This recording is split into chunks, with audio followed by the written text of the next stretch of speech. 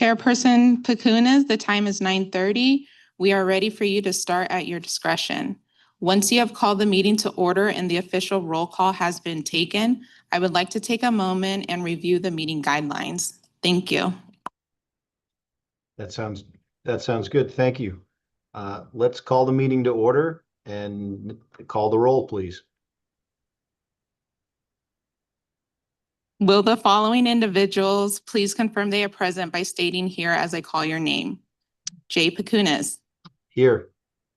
Tom Connolly. Here. Diane Landis. Here. And Renee Guillen, which I believe is excused. Chairperson Pacunas, the quorum is present. Sounds good. Thank you.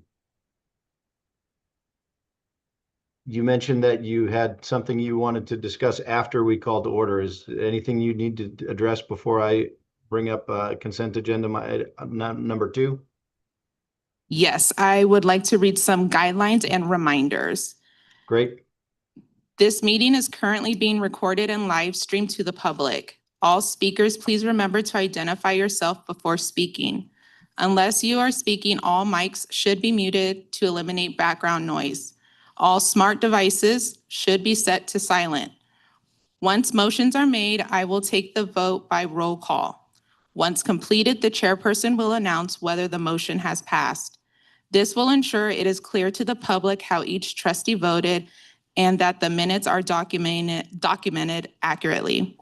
All presenters, please refer to the page numbers of the packet found in the upper right-hand corner of each page as you move through your presentation so that attendees can follow along.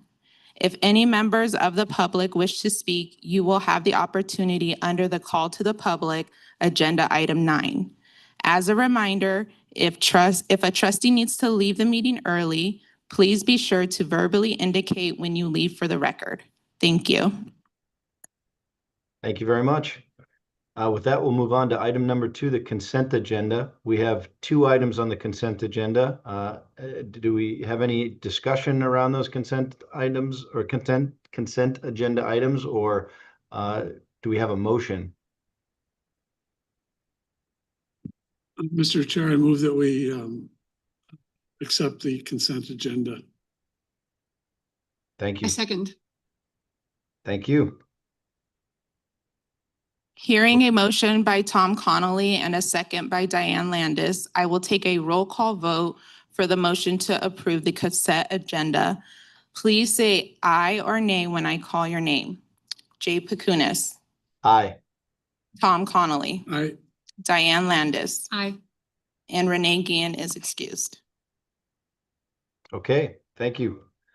Let's move on to item number 3, which is the presentation, discussion, and appropriate action regarding the investment market environment and independent investment program monitoring, reporting, and oversight for the period ending September 30th, 2025.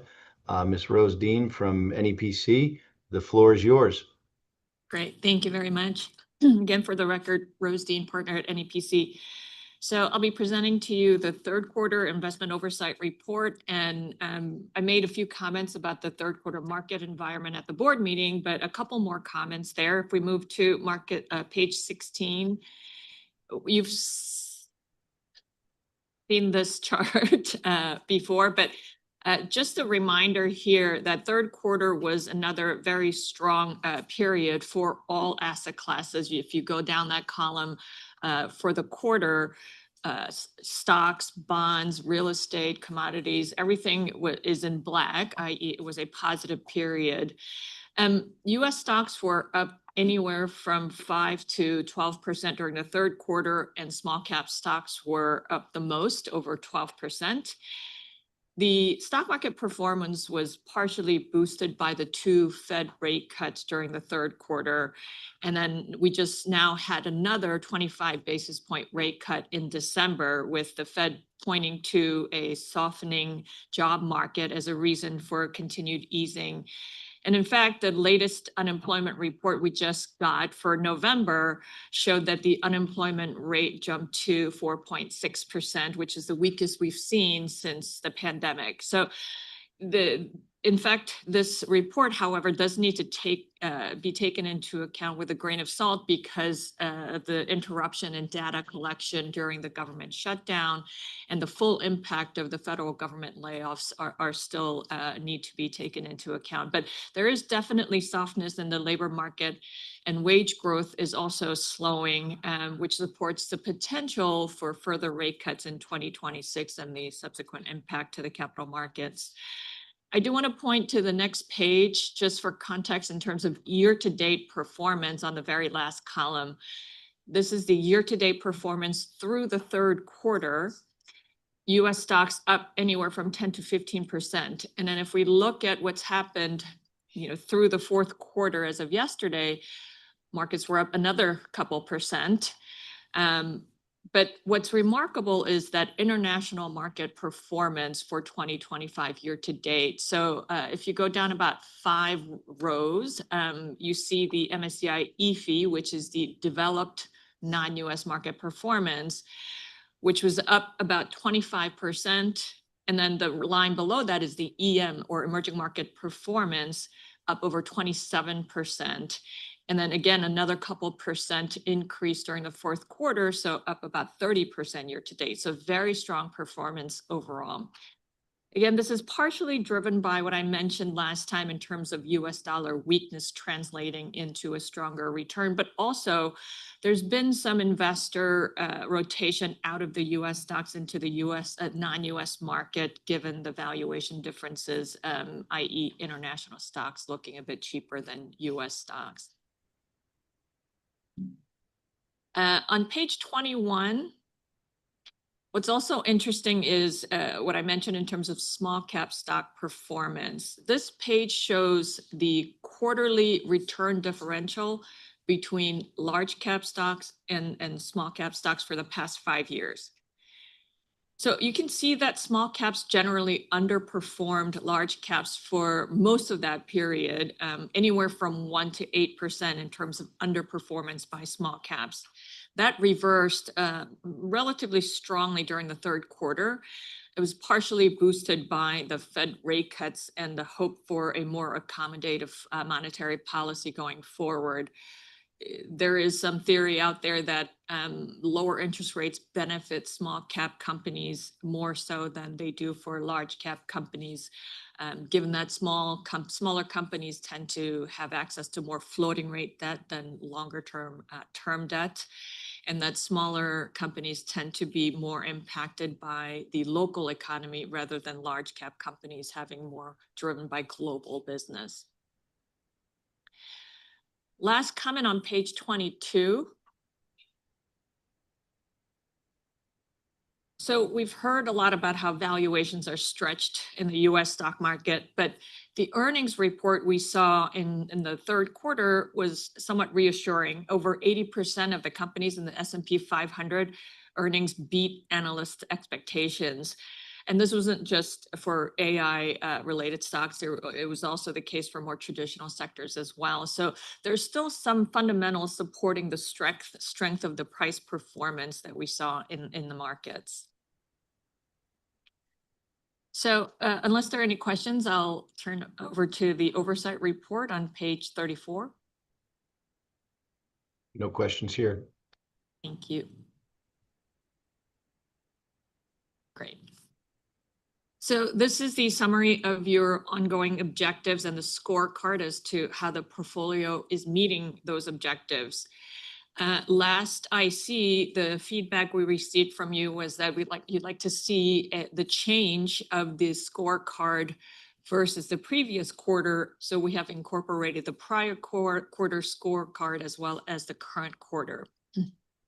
You can see that the goals met have not really changed from Q2 to Q3, and the drivers of the scorecard really remained largely the same.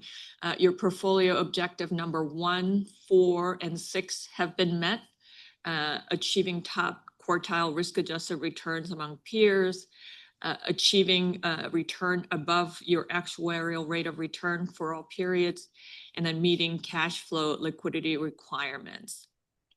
The rest of the objectives you see are, again, partially met, excuse me, Objective number 2, achieving top quartile returns among peers across time periods. Objective 3, achieving returns above your strategic benchmark. And then objective number 5, asset class returns above their respective benchmark. So I'll go through these 3 performance objectives in more detail, but as of now, we are not recommending any action by the IC or the board. Before going, yes. Before going into the details of the performance, I'll briefly turn to page 35.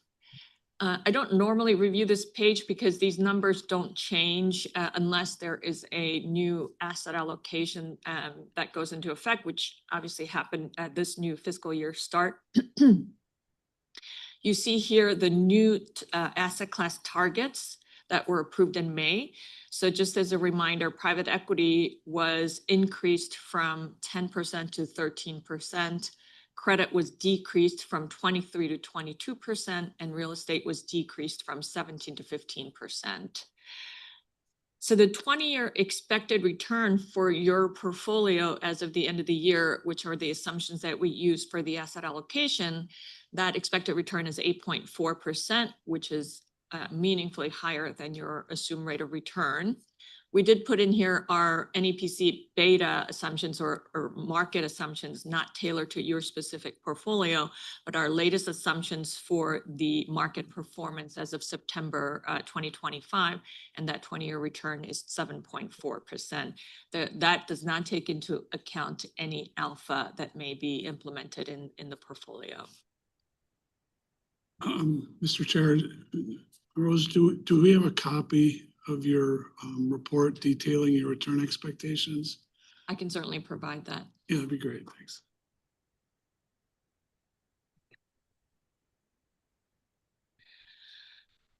Turning to the next page.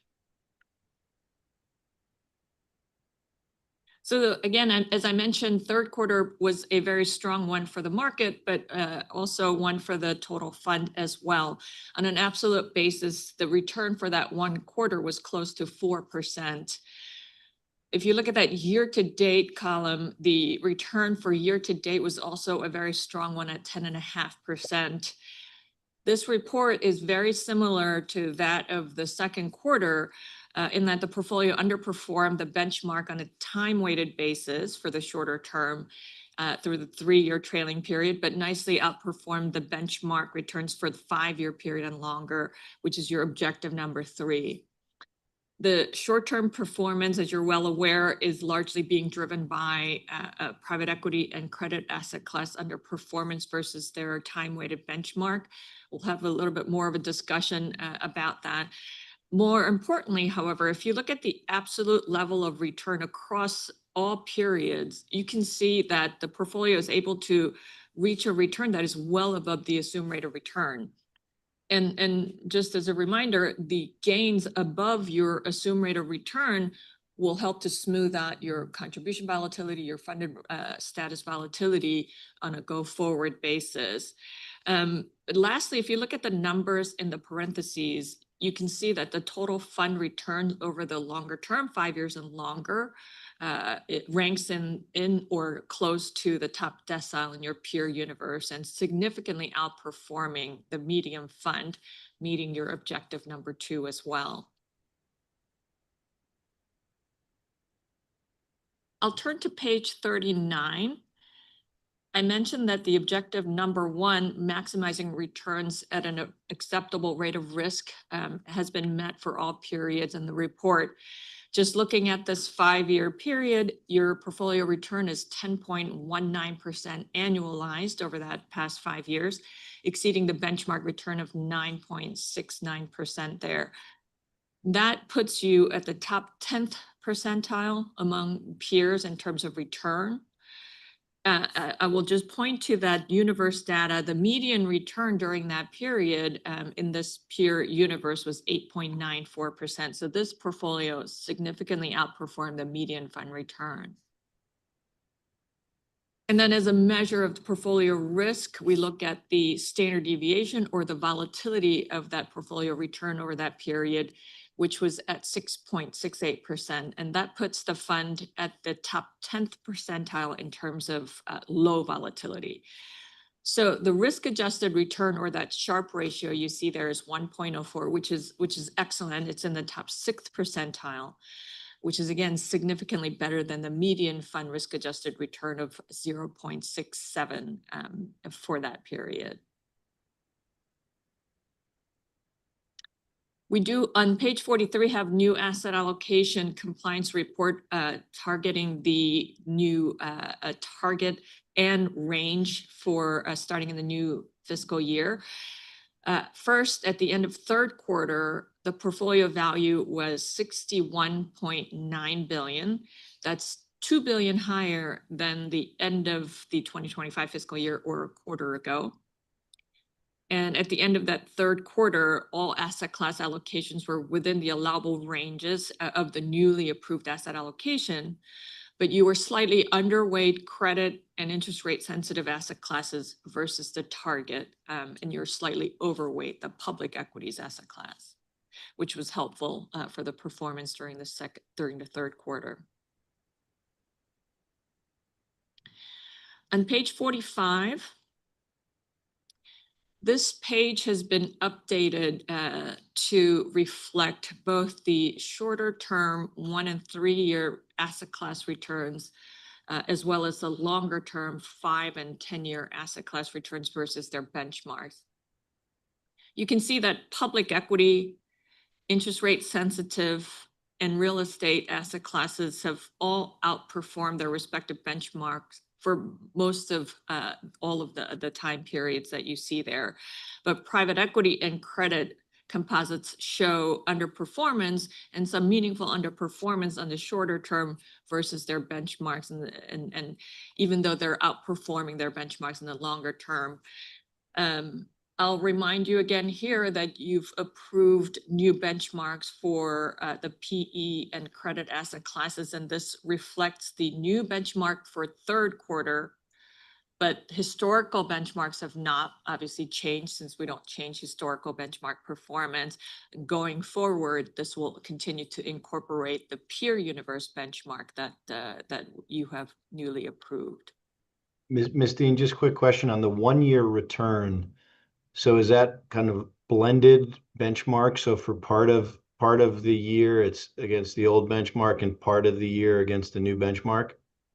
That's correct. So actually, all historical benchmark returns that you see here are a blend of the all the changes in the benchmark. And actually, you'll hear details of the historical benchmark on the private equity presented by the staff, but all of this reflects that 1 quarter benchmark change that we've incorporated for the third quarter, and the trailing historical benchmark for the rest of it.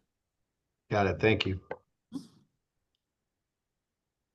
So let's take a look at the private markets asset class performance versus the peer universe on the next page. And this is stated in terms of money weighted returns, or returns that take into account how effectively the deployment of the cash flow has been implemented by the underlying managers and in this asset classes. So as mentioned, private equity and credit asset classes did have a tougher time beating their benchmark in the shorter term. And actually, this is the case for the peer benchmarks as well. You do see that since inception, all 3 asset classes have outperformed the benchmark in terms of money weighted returns. But you'll hear from staff in terms of the details of the drivers of performance in terms of vintage year, subsector exposure, et cetera, from staff, and as well as their outlook for these asset classes. I will make a note here. If you look at the longer term absolute return, what is the expected performance of these asset classes, and do these asset class performance meet that expectation? For private equity, we would expect double-digit or mid-teens returns for this asset class. For credit, we would expect a high single-digit returns, and you see that is exactly what you see. And again, the contribution for these asset classes, the importance is given the environment, particularly on the credit side of relatively low interest rate, having exposure to credit asset class has been additive to your objective of achieving a return over 7%, which you can't really get or haven't been able to get in the public credit markets. Lastly, I'll turn to page 49. This is a summary of the asset class committee meetings that staff conduct during the third quarter. Over that 1 quarter period, there were actually 9 asset class committee meetings that took place. So a busy quarter where there were 6 private equity recommendations that were approved, 1 credit recommendation approved, and 3 real estate recommendations were approved.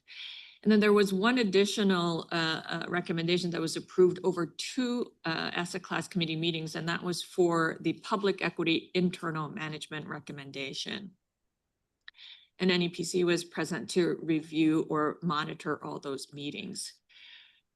At this point, we have no concerns of the portfolio implementation process, and we do not, again, recommend any actions be taken by the IC, but I'd be happy to take any questions that you may have. Any questions from anybody on the committee? I have a question, and we'll probably address it a little bit later when we get to the asset class discussion. But you know, what I was reflecting on after our last, one thing I was reflecting on after our last meeting is we suggested changing the benchmark for private equity and for private credit, which I think makes sense. And I don't think that I thought through the implication of, you know, comparing historically to the old benchmark and now prospectively to the new benchmark. What I worry about is just that what we've done is said, okay, for a period of time, there was this lag and we didn't think the benchmark was appropriately reflected, was an appropriate benchmark for where we were investing. So we changed the benchmark. But then if the benchmark performance starts to kind of correct and let's say perform worse, but we've changed the benchmark, now I worry that we're going to be chasing, you know, we're not going to get the benefit of our portfolio outperforming the old benchmark, right? But now we're comparing to a different benchmark. So we look bad, you know, what we were trying to do is basically align the benchmark with our investment activity and get a good measure. But I hadn't really thought through the fact that because we're going to be historically comparing to the old benchmark, we're potentially muddying the waters and making our performance look worse across the board. So it's like a moving target that we're never going to catch. I just wanted, do you understand the concept I'm trying to articulate? I know I didn't do it really well, but like, how do we think about that? I'll answer that in two parts. One is a issue of governance. So typically, when you reevaluate whether a benchmark is appropriate for the asset class, there are obviously historical performance reasons that show the benchmark mismatch between the portfolio and the benchmark, which drives the decision. However, for governance reasons, we do not recommend ever changing the historical benchmark because it may appear that we're looking to game the system by restating a historical performance against a new benchmark. The second part of that, in order to sort of mitigate, as you mentioned, the potential time it takes to get the full effect of benchmark mismatch being mitigated through a new benchmark is periodically, and today is a good example where the staff will go through what the historical benchmark was to give context as to what this current returns reflect. So for example, on the private equity, it started with a US small cap benchmark, then moved to a global benchmark, and now we're moving to a peer group benchmark. So taking a look at the historical benchmark from time to time for context is also important to understand how the portfolio as well as the benchmark have changed. Yeah, I guess what I'm getting at is I think as we start for the next however long we've got a transitional period of kind of the benchmark catching up, if you will. I think the narrative commentary is going to be as important as the objective comparison to an old benchmark. What I don't want is to be unnecessarily beating the team up because we change the benchmark on them and then the old benchmark performs a little bit, we catch up to the old benchmark, but now we've changed the bar, moved the bar, if you will. So I think the narrative commentary for private credit and for private equity, I think, is going to be as important as the objective comparison to this kind of historical benchmark, right? That's correct. And for private markets, it's always important to provide context since there is no perfect benchmark for those asset classes. Okay, thank you. And that was it. Mr. Chair, could I ask a question here, please? Absolutely. Rose, on page 46, the MSCI PE and private credit benchmarks. I'm not familiar with these in depth. Are they, what is the sample there? Are they PE holders of all sizes, all different institutions? Is it self-reported or comprehensive, or how should we think around that? These are self-reported and these are custom benchmarks tailored to reflect as best as you can the underlying ASRS private equity portfolio, but Samer can provide additional context. Good morning. Good morning. Good morning, Mr. Chair. For reference, my name is Samer Kadar. So MSCI Burgiss has the full universe of self-reporting funds, and the universe for private equity is around $5+ trillion. Our estimation that the full universe of private equity is around $6 trillion. The index that we have in place is North America, because this was where we invest, and Western Europe. Buyout and expansion capital, excluding venture, because we don't invest in venture, what we have is very little. So it would be around $3.45 trillion of assets. So it's a huge universe, much larger than the Cambridge Associates. Since it's self-reported, would I be correct in assuming that this return might be a little higher than the average in reality? That's the unfortunate bit. These benchmarks are not frozen. They're self-reported, and every time you have a self-reported fund, it would be biased for the better performance. That's the unfortunate bit of having an IRR of a uncontrolled benchmark. Okay, so we can talk about the rest No of it problem. later. We have a session. This thank is you. a good point that you bring up. Again, there's no perfect benchmark. So when you look at private markets performance, I would encourage you to look at multiple different measures, peer benchmark, public markets, opportunity cost benchmark, as well as, looking at whether this is serving the purpose of having these asset class in the portfolio and how it's contributing to the total fund. And since MSCI has the Burgiss data, the underlying returns, I assume, are calculated from the cash flows, and That's correct. it's not self-reported returns from the sponsors. It is self-reported. And again, there will be survivorship bias here as poorly performing funds that die off or aren't in practice anymore will not be included. And some funds who may have done well in a certain period will be performing for that period. But so if you look at the 10-year return for that benchmark, those are not going to be the same funds that reported last year. Yep. All right. Thank you.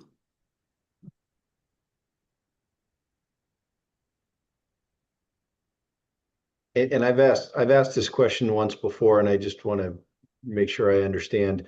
So when I think about the real estate index for the Odyssey, I think is somewhere in the kind of, it's levered like 25 to 35% ish. how do we think about with our portfolio, the levered impact? You know, if our leverage is 50%, say, and Odyssey's at 35%, we're not reflecting adjustments for leverage in the benchmark versus our portfolio. It's just straight whatever the innate leverage is for the Odyssey versus whatever our innate leverage for our portfolio is. Is that correct? Hi, Mr. Chairman, members of the board. For the record, my name is Mike Copeland.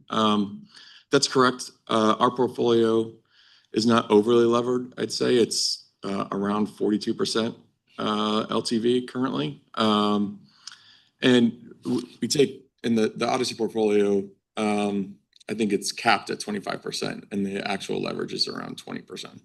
Okay, got it. But we're not making any adjustments to reflect that. It's just it's baked into the return risk relationship, but we're not adjusting Odyssey or adjusting our portfolio to accommodate the different leverage levels, right? That's correct. Got it. Thank you.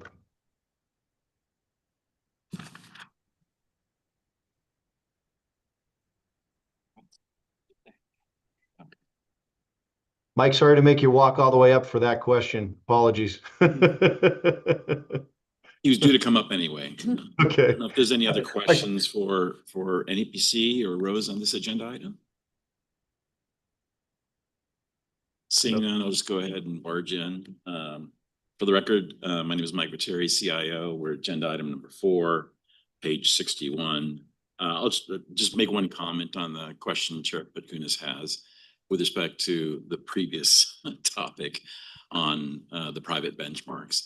Yes, we're locking in underperformance because we had this public market equivalent. We're switching benchmarks, but that's just the way it is. I mean, had we been in a period in which the asset class, or let's say the public market equivalents we were using for private markets had underperformed, we'd be locking in this gain. So it doesn't really matter. Eventually, we'll catch up, we'll outperform. We're confident of the way we manage the portfolios in private markets. So it'll just take some time. But we will articulate the narrative on the lock-in that we had with respect to performance relative to a public market equivalent in the past. That'll eventually work itself.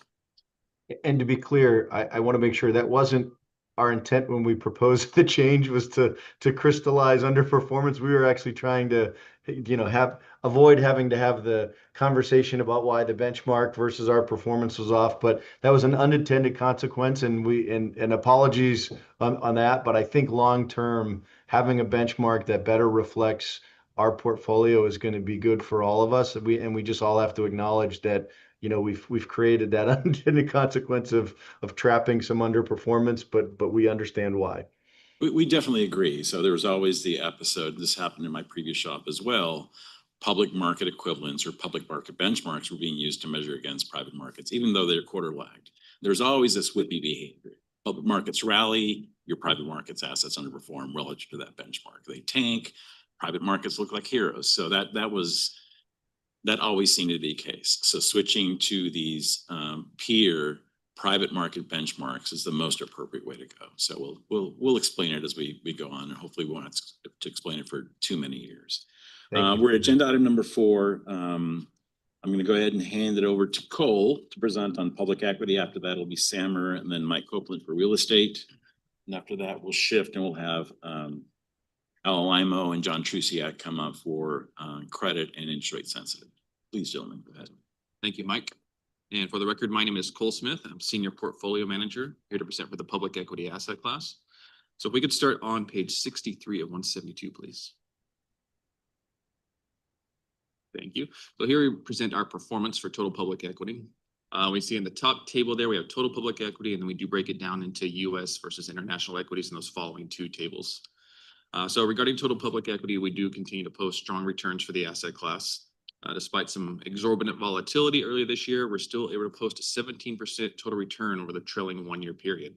That does include a 7% total return in just the 3rd quarter alone. Now, regarding the longer term returns, namely the 5-year, 10-year, and since inception, we do see that those are above the 7% required rate of return for total plan, which again is our most important goal in the long run.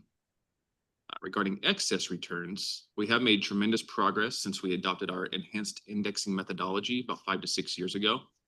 So as a reminder for the committee, what that means is we take very little active risk in these portfolios, what we refer to as tracking error, and we try to compound these small but positive excess returns. Now, since making this change, we have posted strong or positive excess returns each fiscal year starting in 2020. And to put this in a better perspective, our annual target is to outperform by 25 basis points for the asset class, which we have done so for about the trailing 5-year period now. That equates to about $70 million in dollar value add above benchmark returns each fiscal year. So these will compound over time and lead to tremendous returns for us. So if we dig into US and international performance, what we can see here is across all trailing time periods, US equities have outperformed international equities. However, to be fair, and as Rose alluded to in her presentation, is international equities have actually outperformed US equities this calendar year, driven primarily by a weaker dollar and a shift to international markets from investors. Fortunately, though, our benchmark is comprised of about 2/3 US equities and 1/3 international equities. So this long-term US outperformance has really benefited us just given the way our benchmark is constructed. There's no questions on performance. Yeah, please, Tom.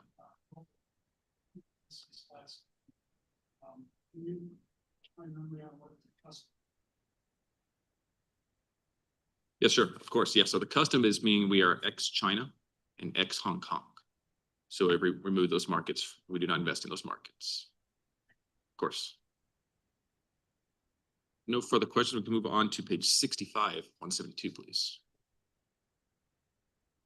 Thank you. So present some basic asset class statistics here. If we start in the top left, we see that total public equity is the largest asset class in total plan. We're just shy of 29 billion invested there as of September 30th. We manage about 2/3 of this asset class in-house, with the other third being managed externally by indexers like ourselves.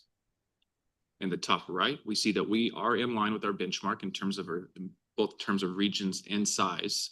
There's really no active tilts to speak of currently, or as of September 30th. In the bottom left, we see the sector weights that make up the benchmark and thus our portfolio. As with prior quarters, it's the tech stocks that make up the majority of the benchmark, and that's followed by financials and then industrials. And then finally, in the bottom right, we see the top 10 holdings.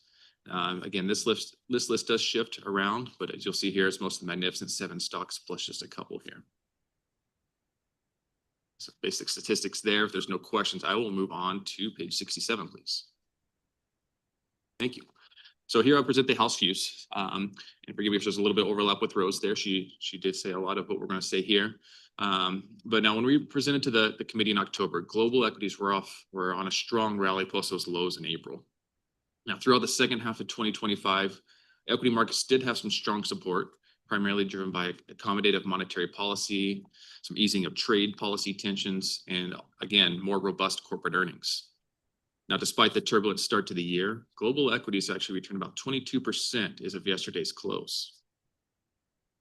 In the second paragraph here, I touch upon the sectors that have been driving returns for their underlying indexes. Leadership has shifted back and forth throughout the year, driven by the traditional cyclical sectors, such as financials and industrials, and the more growth-oriented sectors, primarily related to artificial intelligence. Now, I'm sure everyone's have noticed here, but AI fatigue has certainly set in 2025. Despite that, though, we're still seeing very strong corporate earnings each quarter. So for how long this lasts, we shall see. If you notice, you can't turn on the TV or read any financial news without seeing the words AI bubble everywhere you go now. Now, for us, we consider this to be a healthy debate. There's valid points on both sides. But most importantly, this angst is going to help us reduce the concentration risk we're seeing in this major indexes over time. In the third paragraph, I reference valuations as measured by the forward price to earnings ratio. As of yesterday, the S&P was sitting at 23 times forward earnings. Now, this is about 30% above its 30% above its average in history. However, as I've alluded to in the last meetings, it's not just AI stocks or the Magnificent 7 that are really driving these rich valuations. In fact, if we were to equally weigh all the names in the S&P 500, it has a forward PE of 17 times. Again, very stretched to its own history. And one point I do want to make on this, what happens when valuations are this rich, it does make the market much more sensitive to risk off events. So that's our concern here. When you see risk off event coming, such as you get the DeepSeek moment in January, Liberation Day in April, you get these sharp corrections that can happen. So we keep our eye on those. Lastly, looking ahead, both earnings and price targets for public equities have shifted considerably this year. When we drafted this slide just over a month ago, the median year-end price target for the S&P 500 was back at 6,600. It took a ride this year, going down to 6,200, up to 7,300, but end of the year right back at 6,600. Now, currently, we're sitting about 6,800 on the S&P, which is about 17% for total return for the year. And regarding earnings, it appears we will have a 10% earnings growth for the year 2025, which is fantastic. And earnings are the biggest drivers of equity prices. So this does bode well for the bull market and has kept it intact. So in closing, it appears that we will have our third consecutive year of double-digit returns for global equity markets. And we'll have more to come on this when we meet in our next meeting as we shape our house views, which we're currently working on. I will leave it here, but I'm happy to take any questions, please. So when we, this is a nice informational page, and you're talking about valuations in the US market and the 7, et cetera. Is there anything explicit in the governance that when certain metrics, either in absolute terms or relative to some other reference point, where we would say, hey, we need to maybe do something about this? Or is it consensus, or are there actual metrics that would trigger alarms? Good question. There is nothing explicit to say that, but these are daily conversations that we do have. And with Samer and Mike and the Tactile Committee, they are discussing this on a weekly basis as well. So and when we feel that equity markets have become stretched, we have started to reduce our exposure. And Samer, if you want to allude to that further. So nothing explicit, but it's something we are constantly monitoring and taking action on, as a matter of fact. So at this moment in time, I would just, from what I've seen and heard, take it that we're watching and are concerned, but we're not going to do anything at this point. Nothing in particular besides reducing exposure to public equities. So we have reduced exposure just a bit. Paul, please. Yeah, if I may, Mr. Chair. Yes. Sam, we just had a tactical committee meeting and made some decisions. Can you just give a quick summary of those? Thank you. So we do, as mentioned by Paul, we do have a tactical asset allocation committee every month. We've been aware of this, I would say, since October, and we took a decision to lower our exposure by 2% of the fund, which is around $1.2 billion. We are 70% through that, so we sold 3 pieces of that. Now we still have a transaction that should happen this week and next week to lower our exposure.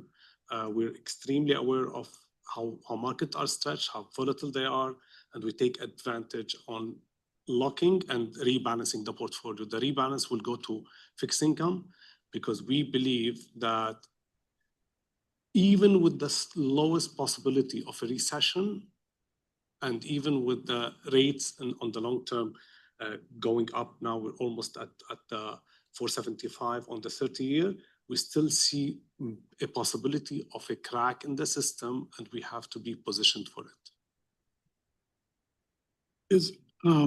Is there any way we could get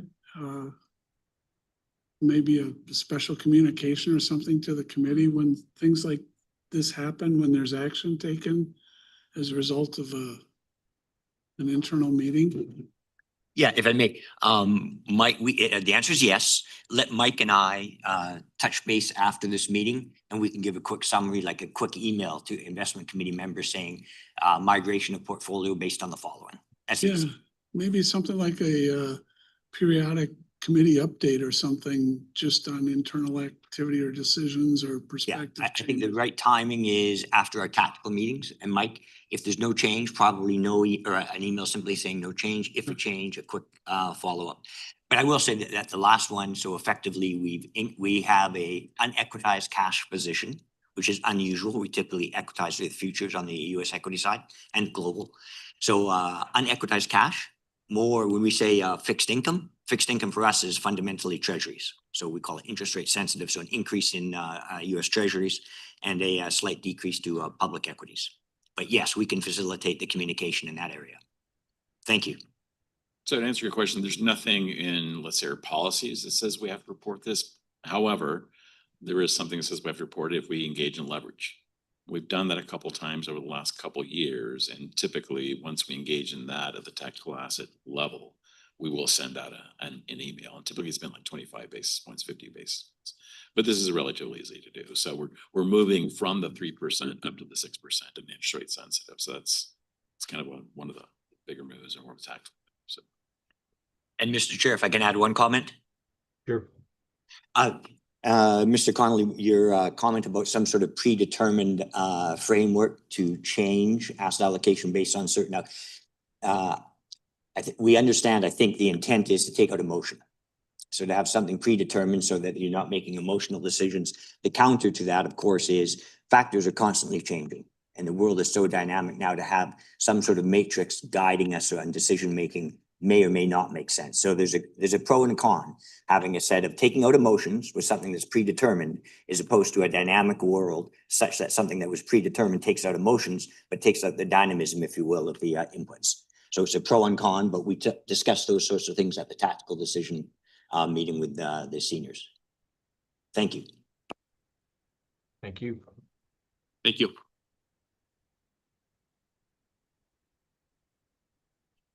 It's me again. It's Samir Gaddar for reference. Good morning again, Mr. Chair and members of the committee. If we can go to page 71 of the deck.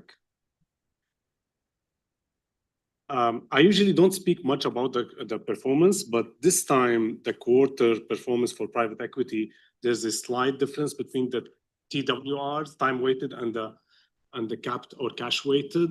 And this is unusual. Usually mathematically doesn't happen, but there is unusual stuff that happened in Q2, which is the euro dynamic.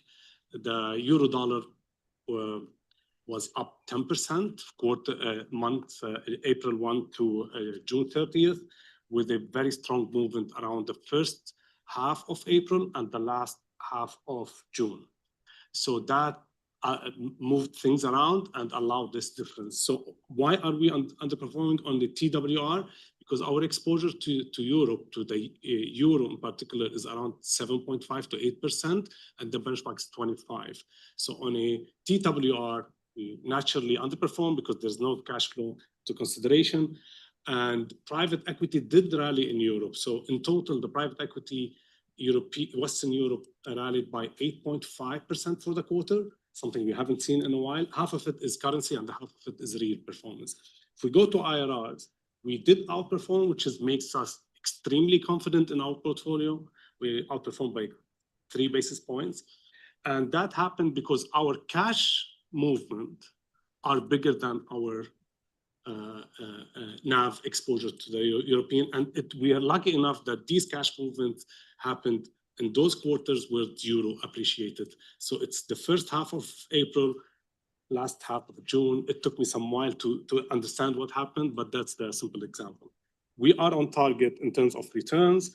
The new benchmark is now effective, as Rose mentioned. I'm gonna move now to page 73 of the deck, which is the cash flows. As I mentioned last time, the cash flows have been even. This year, there's a slight difference. It's as of yesterday, it's slightly better, and that's mainly due to our co-investment program. Our co-investment program is being ramped up to achieve the 30%, and the co-investment program is year by year, deal by deal. So every time we have a commitment, it gets into the ground the same year. So if we exclude the co-investment program, our net cash is positive by around $100 million, which is still very positive given the history the last 3 years. I'll take a break here if there's any questions. Okay, if we can move to slide 75. Yeah.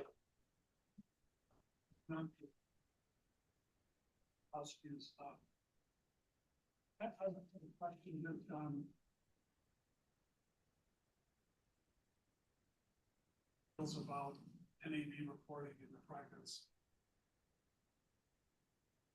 Respect to other impact reported.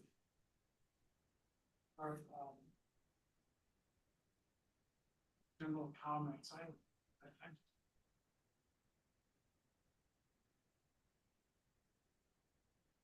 for the NAVs. Private equity. Yeah, sure. We had this conversation yesterday. Exactly, yesterday, On our exactly. tactical asset cash. Yeah, correct. Great. So, great, absolutely great timing, and I did prepare myself. I brought my newspaper. So I will make a copy. This is, we always had this feeling, is the NAV of private assets representative of true value? And this is like a question that everyone discusses. You would never be confident until there's a realization. So Adhik Institute, the Risk Institute, the famous, came up with the report first time on private assets. And to their surprise, it says here in the first article, and I will make copy for everyone and make sure you receive it. It says 76% of the survey shows respondent reported net asset value extremely conservative, meaning 76% of exits are higher than reported NAV. And this is extremely positive for us, makes us super confident that private equity is not overestimating their NAVs. And that's mainly, and Mike Copeland just mentioned it to me yesterday, is no GP want his numbers to be taken down. He would love to take them up. So they are so extremely conservative, inching up these NAVs, trying not to have multiple expansion until realization. So there is some incentive to attract more capital that's working, and now we have the numbers to prove it. I'm not sure if I answered it, but it's a very good article. I'll make you a copy. Thank you. Yeah, no, that helped. I always think of what's going on in the secondary markets and whether I should, Yeah, those I are would mention. transactions, Right. but there's other things going on in those transactions than just, need for liquidity and things like that. Correct. So I don't know how reflective they are, but they're certainly not as high as the reported NAV. So I just was trying to get my head around how to think about that. Just one additional comment. Trustee Connolly mentioned secondaries. Yes, Can I'm you gonna talk a mention it little in bit? my Yeah. notes, yeah. Do you want to just cover it now since it was brought up, secondaries? Okay, sure. Thank you. So on the secondary, there is two, this year we've seen the highest level of continuation vehicles, single asset fund that comes as a semi-secondary, if you want, that comes from the GP level. And pricing for buyout have been ranging from 97% to 99% of assets that are I would say 2020 onwards. For assets between 2015 and 2020, that's count as bigger, and assets that are longer held, probably much bigger. On the LP pricing, meaning somebody like us going to the market, the pricing is different. And you would see those discount, and the media catches this discount because they would say, oh, Washington State went to the market and they sold part of their assets at 87 cents on the dollar. That's for a reason. They are selling a full pool of commitments and money in the ground, and they want to sell it. That's it. So the pick and choose is present now in the market, but they would rather go with the buyer that buys the full basket. Full basket means there's discount. So, however, if you look at the continuation vehicles, I would say 90% are gems and assets that people want to hold, and that's why a lot of GPs are approaching it as an exit mechanism. And we see an opportunity in that. And we started an SMA account with one of our managers. And we made a commitment in the summer for $250 million to take advantage of both LP and GP led. And the market between LP and GP led moves between 45 to 55 and flips. So 1 year you will see 45 GP led, 55 LP led, depending on the dynamics of mainly pension funds and recently endowments. But this is something we see dislocation in. We're trying to capture with very, very attractive fees, and we think it will be accretive to the portfolio. The concern about NAV is not necessarily reflecting accurate prices. Been around for 30, 40 years. At Oregon, that was always the case. You always say it's behavioral. you saw managers being pretty conservative on NAVs. And when there was a sale to a strategic or an IPO, then they'd crystallize that gain on a deal by deal basis. That was just the way they worked. The questions I was asking yesterday had to do with the fundraise environment for private equity.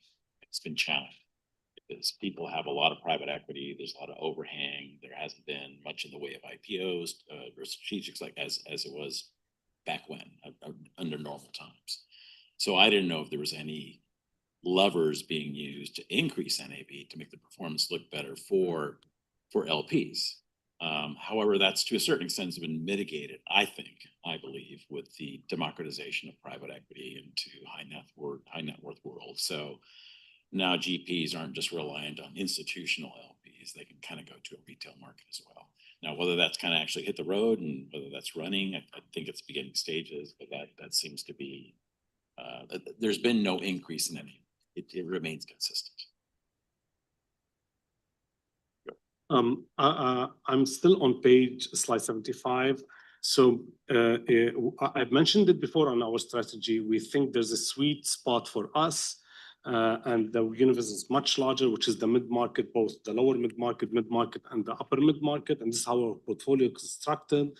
As I looked at it yesterday, our unfunded commitment are more or less 50% in the mid-market, and this is what we want it to be and look like. And this is where erosion of returns doesn't happen. We see erosion of returns much more in large cap and mega cap. Geographically, as I mentioned earlier, we invest in North America, including Canada, of course, and Western Europe. The benchmark has 25% exposure to Western Europe. Ours in commitments, we're at 16, but in the ground, it's around 8%. And we expect our portfolio to flip slightly. We see dislocation in valuations and activity and opportunity in Western Europe to replicate the success in the US. And we have partnered with a group of managers both on the direct, which is the co-investment program, and LP GP across the Western Europe spectrum, across sectors and sector focus and geographies. If I go to slide 76, there's a couple of tailwinds and a couple of headwinds for private equity. One headwind that turned to be a tailwind, which is what's happening on the interest rates. So 3 cuts this year is super supportive for private equity, for valuations and so on. But it's still slightly headwind because we don't know the macro picture. And even the Fed chair, when he came 10 days ago and spoke actually last week, he indicated that there's no clarity on what's happening next year. And if you see the pricing on the interest rates discount or the Fed probability cutting rates, the first half now dropped massively. We have like per meeting around 25% possibility of 25 basis points cut. And then we have one meeting goes up, which is when the new chair takes over. So, and there's a couple of dynamics on the macro level that is no one is able to untangle, which is what's happening on unemployment, what's happening on inflation. You have 2 opposite mandates facing 2 mandates for the Fed. And what's happening on employment, obviously the job market is weakening, inflation is sticky, tariffs, we don't know if they're passed through one time or they will be continuous. So this is still a slight headwind. On the tailwind, I would say valuations, private equity have settled. Now we have a huge divergence in valuations between public market and private equity. Private equity now trades on average at 11 times EV to EBITDA, and public at 16 times when measured by the S&P. It's a huge dispersion, and I find it super interesting. The other one, which is, I'd say, we're starting to really see activity picking up. This is now, this year on M&A activity. M&A activity to mergers and acquisitions happens on a private equity platform company. They buy a company, and that's a transaction. They call it, it falls under M&A. And there's the other layer of M&A, which happens When I buy a company, I acquire different smaller companies to roll it up and create a massive company. So activity, we think will reach this year $1 trillion. And we haven't seen that in 4 years. The last time we saw it in 2021, and 2021, actually it's not a real year because 2020 didn't have any activity. So combined, comparing this year to the average of 2021, 2020 will be all-time high, and this should be felt coming into valuation soon. That's one. On terms of activity, we do see a pickup in IPO, but not really a pickup that will allow activity to say, oh, the IPO market is reviving and 2021 is back. We're still not there yet. So in a nutshell, we're still constructive, we're still positive. The returns on the quarter returns of 3.6% is something we haven't seen the last 3 years. We believe that we should be in the 2.5 to 3% per quarter. This quarter meaning the NAVs of Q3 ending September might be slightly difficult, but ending December, we'll see more activity. We're being approached a lot by continuation vehicles and secondaries. So that's why everyone is talking about them. Capital raising in secondaries is all-time high. Activity is all-time high. And always we mention to everyone, this is something that is here to stay. It's another exit mechanism, and it's not a one-off. Assets under management are all-time high in secondaries. And we believe truly it's another opportunity for exit, and we think it's positive, not negative. I will stop here if there's any questions.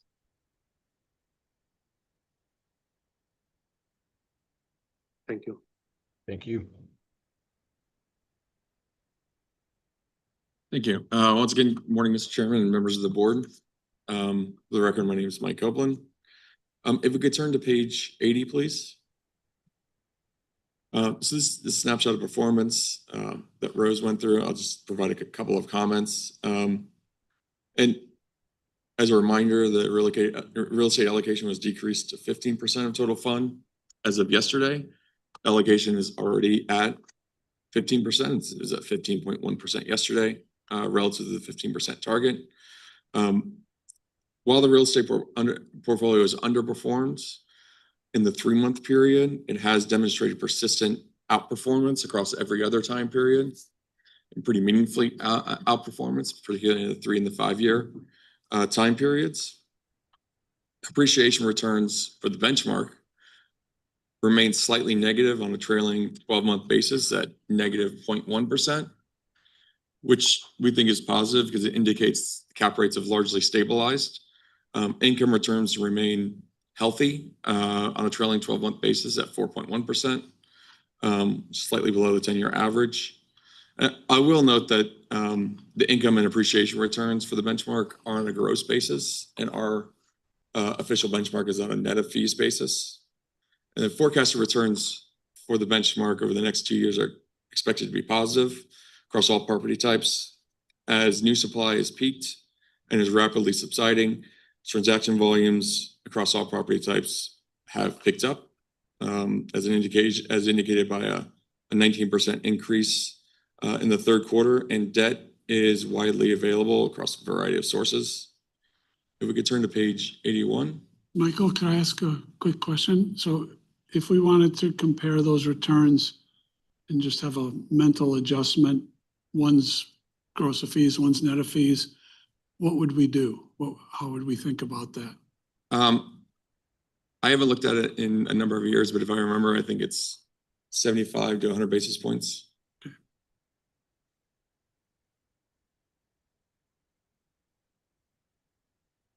If we can move to page 81. So this is the cash flow activity for the portfolio since inception. As you can see, for 2025 year to date, it's very strong, positive 800 million of cash flow. That is intentional, as we have done a number of things within the portfolio to generate cash, not only selling, but also refinancing activities. We expect the positive cash flow, albeit not at this level, to continue to be positive over the intermediate period, as capital markets improve, and we maintain a healthy sale activity within the portfolio of existing assets so that we can redeploy into higher returning assets. Moving on to page 85. Just quickly go through the primary property market fundamentals. As a reminder, we have a very intentional allocation by property type within the portfolio with a target of 50% to where people live, 35% to what we call where people shop, which is primarily industrial, and then 15% to where people work. And then there's a maximum of 15% to the other property type, and other property types, primarily data centers, makes up that bucket. And just for context, on the where people live, I think the Odyssey benchmark exposure is around 30% for multifamily. And so we have a meaningful intentional overweight given the housing shortage in the United States and persistent housing shortage, which leads to outsized rent growth and consistent demand. And regarding multifamily, again, it's our largest exposure. Record levels of construction have peaked and is now rapidly decreasing, given depressed levels of new starts. And while absorption has not kept up, 2024 was the second highest year on record for absorption of tenants moving into apartments. And 2025, we've seen only a marginal decrease. So that remains strong. As given the dynamics of the new supply, we expect positive, robust rent growth over the next 2 to 3 years, given the time it takes to actually develop new assets. New industrial supply has also peaked, is rapidly decreasing. However, absorption has slowed, which has led to negative rent growth. It's particularly true in the Inland Empire, which is the largest industrial market in the United States. I think it's the largest industrial market in the world. Tariffs continue to be a headwind, especially in the Inland Empire, given the Port of Los Angeles is the primary driver. Our data center exposure is right now at 8% within the portfolio. We expect this to peak at 14%, given it's a development strategy. And as our assets are being developed, there'll be more equity going into those assets. Tenant demand remains insatiable, and new supply is constrained, particularly in the markets where you want to be, due to power availability. And we're also seeing strong pushback from the local municipalities in approvals. So they're becoming much more difficult to obtain. And with that, I'm happy to answer any questions. I do have a question on the data centers. Uh-huh. So do we own them and rent them, or are they purchased by the company? First of all, how do they work? I have a couple of questions. So Sure. So there are two different types. One is what's called co-location facilities, and they've been around for a long time, where a company will house their data in a separate location outside of their company headquarters, and paying a company to do that. So they'll have racks within a data center. There'll be multiple companies typically. So our portfolio, there's one asset like that. It's relatively small. The other three are what's called data centers leased to hyperscalers, which is the driver of the growth of data centers that you read about. It's Emerson, I think, every day, and there's financial news about AI and data centers, and there's two primary drivers for the hyperscale development of data centers. The first is it's called training models for AI models, but the second is companies moving to the cloud, and that cloud absorption is still in its adoption phase. I think less than 60% of adoption.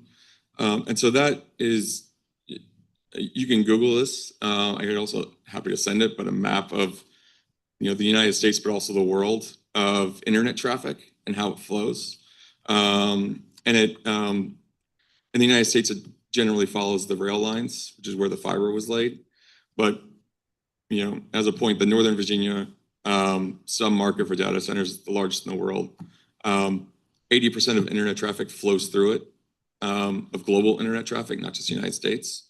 And so our assets in the portfolio there's 2 in Northern Virginia and 1 in Phoenix. Phoenix is the second largest data center market in the world, or in the United States. And it's increasing with new supply. But the hyperscalers are very aggressive. They both develop their own assets as well as lease them out. And so our partner is a real estate developer. The 3 development assets we bought are existing office buildings turning into a data center. They received line of sight to power delivery and guaranteeing power delivery. So on 2 of them, they're very close to signing leases with hyperscalers. And they'll be developing them. And the other dynamic is we underwrote powered shell, which is about 1/3 of the cost of development versus turnkey. But because of the tenants' demands for needing space right now, they are increasingly signing turnkey leases, which costs a lot more to develop, but you do get paid for it. A turnkey lease, you're underwriting to a 7.5, like 7 to 7.5% yield on costs. For a turnkey development, you're underwriting to a 9.5 to 10.5 yield on costs. Can you describe the differences between powered shell and turnkey? Sure. So basically, powered shell is just concrete walls and then power into the building. Turnkey is all the critical infrastructure for the data center aside from the servers themselves. So the cooling, the backup generators, which also have long lead time, like I think it's 2 years lead time for some of that equipment. And so that's where the constraints are coming in. Substation. Yeah. That's kind of, so with power and water, at least here in Arizona, being issues, are they actually building, I'm hearing they're building little substations or little power centers on the property itself to supply that property because of this issue. Is that correct? And is the builder paying for that, or who's paying for that? So typically that it depends on size, but for large scale data centers, you have to build a substation on site. The power company typically provides it and pays for it. And there's honestly, I don't know the exact details of the funding mechanisms.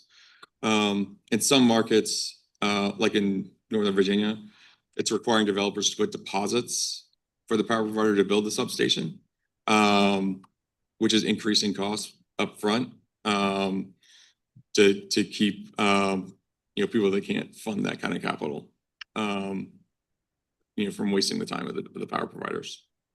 Thank you. Of course. Mike, I've got a question for you, just as we think about what we heard earlier in the conversation here, where price earnings on the public equities are kind of at or around all-time highs. I think you've got the kind of the equivalent of the inverse of price earnings. The cap rates on the real estate side are I would say kind of lower than we've historically seen. And you mentioned kind of some of the supply demand dynamics starting to stabilize and capital markets loosening up, and you've got availability of debt. So we start to see some transactions happening.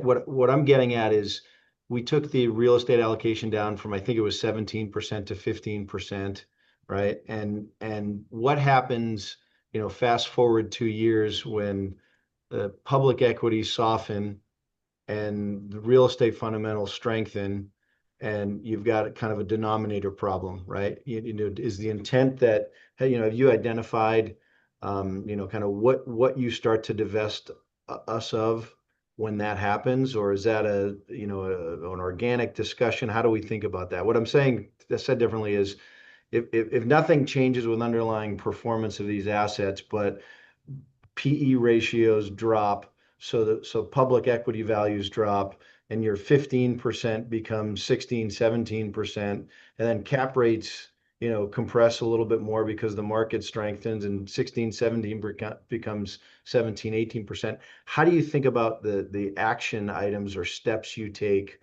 given that potential dynamic, and how do you guys collectively work through that? Mr. Chairman, I think that's a really good question. I think number one, the structure of our real estate portfolio and how we invest insulates us from the risk that the real estate allocation would get to. I think the limit is 18%, so like would exceed that. Yeah. And the reason is because within our separate accounts, we're not only have input onto when to exit assets, but also when to buy. And so we would slow that down, you know, as far as capital deployment. And the other governor is that a lot of our new capital is geared towards development, and development takes 2 to 4 years, depending on the asset type and the complexity of the construction, to put the equity out.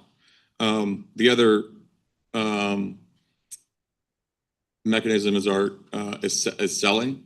So we have you have to maximize returns for the portfolio. This is within our implementation plan, but kind of looking at a 6 to 7 year, you know, ideal hold period. And so about a third of the assets within the portfolio are at that mark. And so as capital markets improve, we are going to be taking advantage of that and selling. And just for a little bit of context, like multifamily, Class A multifamily cap rates in appraisals right now kind of range between 5 and 5.25% or 5.5%. You're seeing transactions within the submarkets of assets that we own trading at 4.5 to 4.75. And so we'll take advantage of those opportunities. Of course, Mike and Paul could correct me, but I'd also say, like, if there's massive spikes in volatility in the equity markets that cause a significant decrease, I don't think we want to be rash in quickly making decisions in that regard. Yeah, and I think you addressed, I think one of the tenets of the investment strategy and the thesis on the real estate side is separate accounts where we have control. So we don't have a bunch of unfunded commitments to funds where we don't have discretion, and we're beholden to the GPs. So I think everything you pointed out makes sense to me. There's a point you mentioned where you think our data center exposure is going to increase from 8-ish to 14%-ish. What I was getting at is where do you think you start to, you know, trim the real estate portfolio if you have the opportunity to benefit from that strength? So said differently, you know, do you think you reduce the multifamily exposure a little bit, or do you continue to reduce the office exposure, or, you know, how do you, if you had this opportunity to rebalance your portfolio within the real estate sleeve, you know, where do you think that, you know, where do you think you kind of take the most action there in that environment that I described, where you've got some, you know, kind of some maybe denominator issues with the public market stuff? Yeah, I think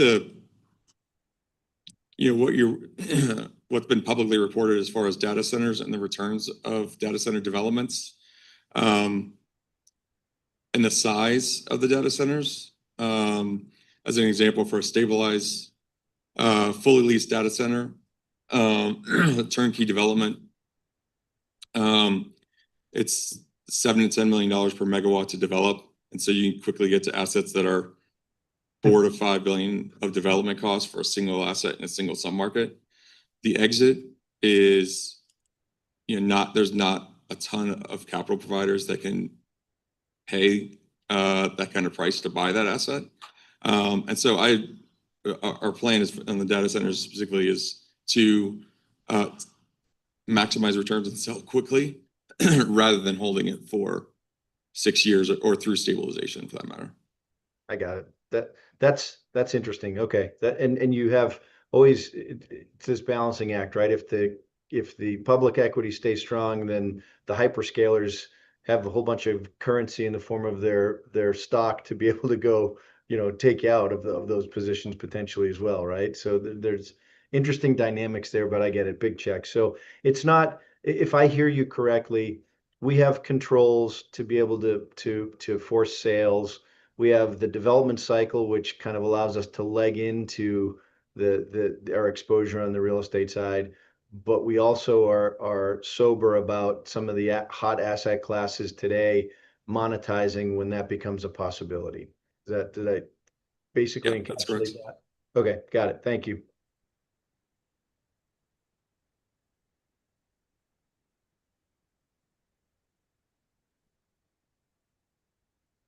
Thank you very much, Mike. Al, on credit.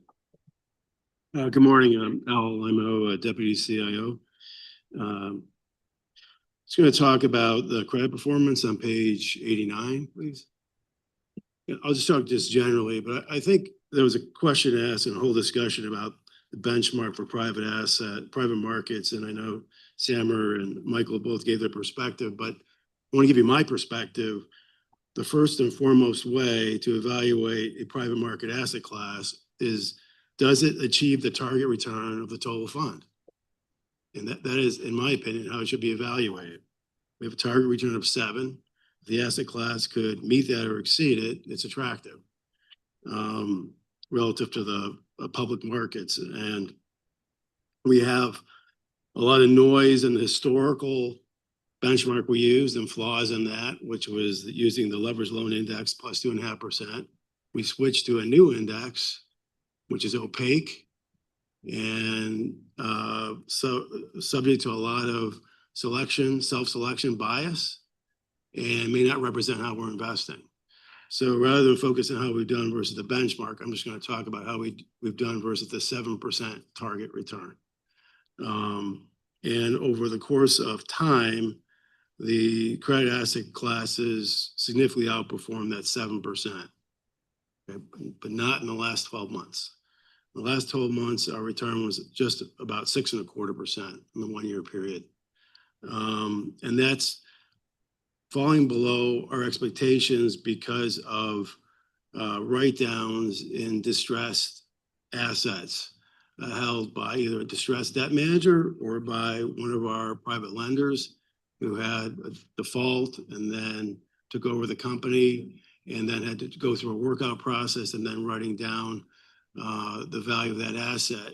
And one reason the recovery values for distressed assets are relatively poor right now is there's a very limited interest in distressed, troubled companies, the M&A market for that. It could be even non-existent depending on the situation. One of our distressed debt managers had investment in Europe in a retailer that you would see in any French city, Paris or wherever. And they were trying to improve its operating results. Finally decided to try and sell it with a very prominent French investment bank, and they got no bids for it. And they had to write the asset down. That's just one anecdotal example. Also, in the most recent quarter, actual June 30th, we had a write down in our other credit portfolio that related to a fraud situation that our manager invested in and lent money to a party who then effectively stole it. Okay, and I'm not going to say more about it because it's a confidential situation, but we felt our manager had done proper due diligence on it, but this situation unfortunately There was an active fraud, it appears, and despite we believe they had done the correct due diligence on it. It could not be avoided. So, looking forward, we're going to have probably a better quarter in the September 30th actual period. It'll probably be up, instead of being about 0.8%, probably about 1.2, still below our objective, because we had another unusual write-down in a distressed investment in Europe, and happy to talk about it, but it was it was just a massive shift in the company's business outlook that led to a write-down. But we're seeing a lot of improvement in some of our other strategies, and I believe that in the second half of fiscal 26, which are the March 31st, the 12/31 and March 31st actual reporting, we'll start seeing some improvement in our returns and hopefully get through this period of write-downs. So I just want to stop there and see if there's any questions on that. Mr. Chair, on page 89, the top block has a date of September 30th and the dollar weighted block June 30th. Is that correct? That's correct. I thought I heard you reference the 0.8 to June 30th. June 30th actual. All right. We just got our reporting in the last probably a couple of weeks for our September 30th private market numbers. They come in with a lag. Yeah. These are June 30th actual. Okay. So I'm always going to be talking about June 30th, the actual period. All right. So these are all comparable then. I just was kind of confused by the two different dates. All right. And then I think I have a kind of a problem referencing it to the total fund target. I think if we have reference benchmarks, we really need to address relative to those benchmarks. And if there's a problem, if something's happened, to address what it is, why it happened, and if we can fix it or change it. So I'd like to hear a little bit more about that. I guess, for all the private asset classes, my mental model kind of is, the literature has said that returns in the top 25% of sponsors are consistent, and much more so than in the public markets. More true in the past than now, maybe, but we can write the biggest checks, among the biggest checks, have access to whoever we want. We should be able to access these top performing managers, and I would expect to see it in our results. So when we see a miss like this, I think we have an obligation to ask, what has happened? Is it going to be repeated? Sometimes things happen and it's not indicative of a systemic failure, but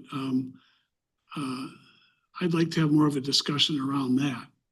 And maybe this isn't the place or time to do it, but is there something fundamentally at issue here that we need to talk about or not, really? I think you're right. It's totally appropriate what you're saying, and I don't disagree with that. But if you look back and go back a dozen plus years, when we created an opportunistic debt asset class, we didn't have a benchmark that was a public market benchmark. We didn't have a benchmark that was this private market index that no one really knows what's in it. Okay. It was there, yeah. Yeah, and we used 8% because back then that was our target. We said, should we have allocation to that asset class if we can meet the 8% target?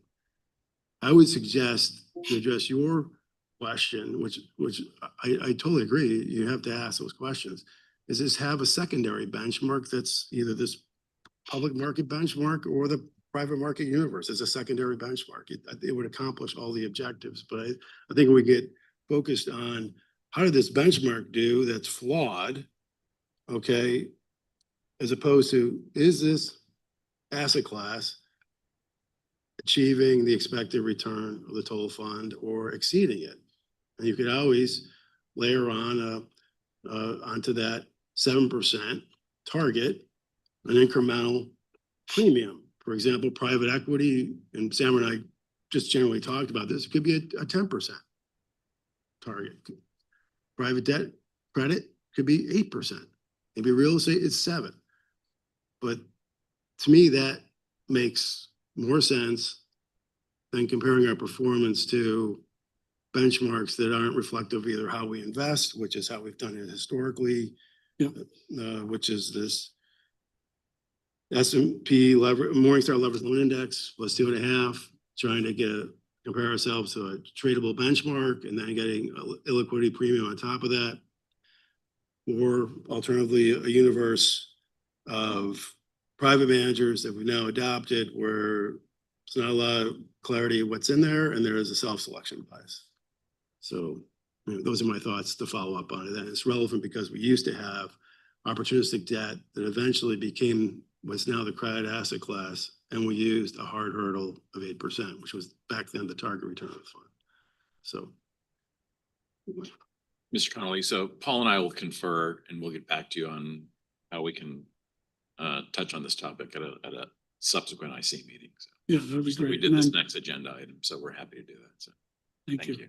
And in particular, if I go down to page 90, and if the problems have been in distressed debt and they've impacted the private credit numbers that much, and in distressed debt, we have about 1.6-ish as of September 30th, or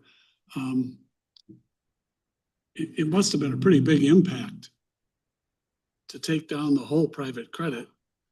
So maybe we should have a little color on that. It's Yeah, let me provide a little clarity between what's private debt, distressed debt assets that are in private debt, and what distressed debt is.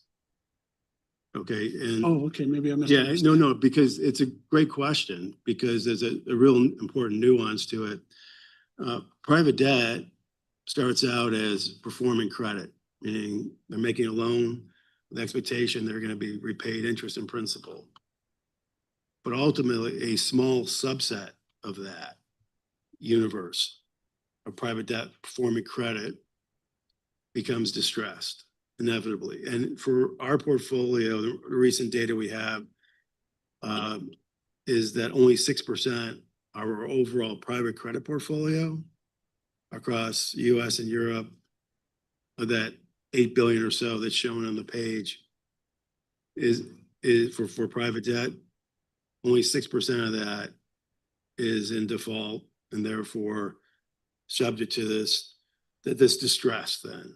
Okay, that when I talk about distressed assets not having a good recovery value, I'm referencing that portfolio as well as within our distressed debt portfolio, which is the objective of the manager is not to provide a performing loan.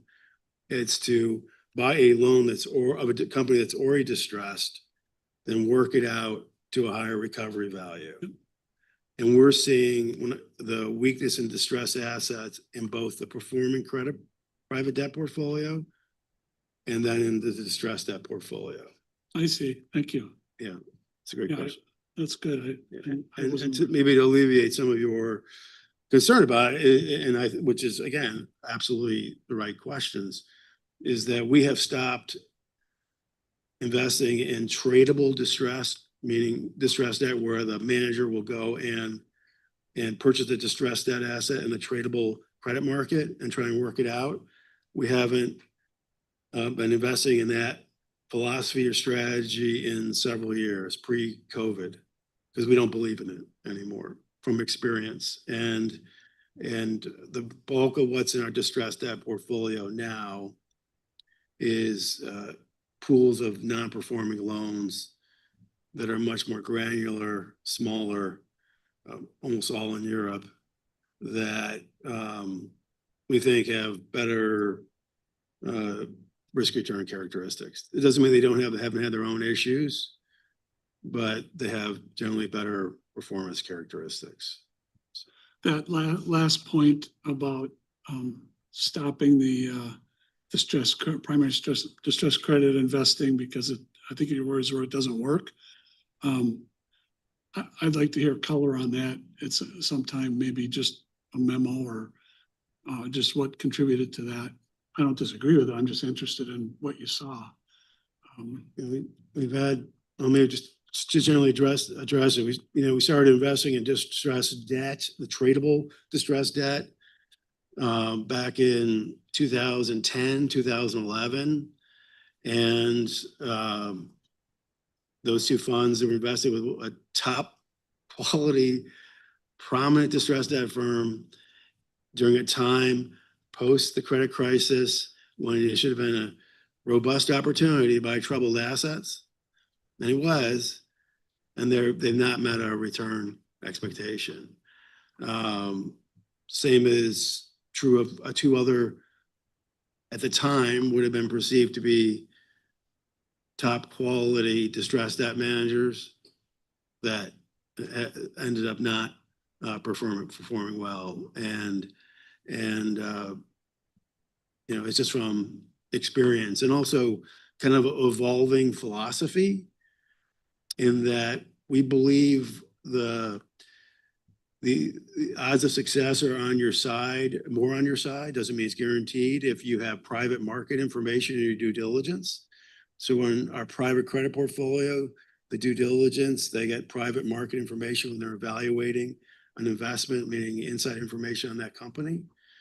Forecasts, they can do private equity sale, due diligence, et cetera. Doesn't guarantee success, but improves the odds. Whereas in the tradable distressed debt market, you have limited information. It's much more speculative. And you don't know the true nature of the underlying investment at the point of investment, okay, like you do in the private market space. You just a lack of information. And it becomes much more speculative. And we've had, over the course of the last decade, some changing behavior with the private equity managers who were sponsors of these investments that have now gone bad. There's been just very aggressive tools they've used to try and hold on to some optionality of their investment. They have dragged the bankruptcy process or restructuring process out a longer time period, and that hurts the expected return. And then you follow on to this weak M&A market for distressed assets years later, and you stack that all up, and we still don't think it's a good asset class to invest in. So, thank you. That was great questions. So, I was gonna just move on to back to page 90, which Tom was referencing. I want to highlight the gray line, the total credit asset class. You'll see historically how it's grown. You'll see though in the fiscal 24, fiscal 25, and as of 9/30/25, that we've kind of stagnated at about $12 billion. And we don't expect that to persist over the course of the next 1 to 2 years. We expect that because we put in place some sizable commitments in the past 12 months and the prior 12 months, that capital commitment will be drawn down over the course of the next couple of years, that the asset class will grow to 13, 14, 15 billion over the course of the next 3 fiscal years. But it's been stagnant the last few. And then I just want to tie that into page 91, which shows the credit cash flows. Credit cash flows distributions have exceeded contributions, primarily due to this stagnant level of net asset value total in aggregate for the credit asset class, combined with a very strong flow of income distributions coming back to us on the private credit portfolio. So we combine the relatively lack of capital contributions, but getting big distributions of income you look backward the last few years, we've had substantial cash flow coming into the credit asset class in excess of capital contributions. It's been a net source of cash flow. I would expect that to equalize and be more balanced in the next couple of years as we have much bigger capital calls.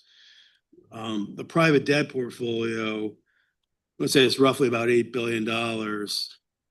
Okay, and it's generating, we don't have great granular information on this, but let's just say simplistically, it's generating around a 9% net income that's distributed out to us. Probably 700 million plus of cash flow coming to us every year, helping to support the total fund. So I want to put that in some context and give you some expectations of what's going to happen going forward. I'll stop there to see if there's any questions on that. Not hearing any, just there's on page 33, this isn't anything new. We've shown this in the past. These are our credit sub-strategies. The top three on the left on page 92, you'll see our private debt. Our biggest areas of deploying capital has historically been U.S. corporate, European corporate, and then real estate and asset-backed private debt. This is the direct lending performing credit. And the rest of it are just kind of niche asset classes. Happy to talk about any of those or explain any of those if there's any questions. And then the last is, and not to belabor on page 94, just big picture, we think the asset class is attractive because we think we could earn in excess of the target return of the total fund over the long term. We continue to find attractive opportunities that are generating net 10% type target returns. But we are mindful that now that we have a very mature portfolio, meaning we've been investing in this asset class for over 10 years, that some strategies are going to inevitably disappoint. We may not achieve a net 10 going forward or even a net 9. It might be a net 8 because inevitably there's going to be disappointment. But we do anything that my partner and I, John Trusiak, are looking at is a net 10% type target return. So I'll leave it there and see if there's any other questions.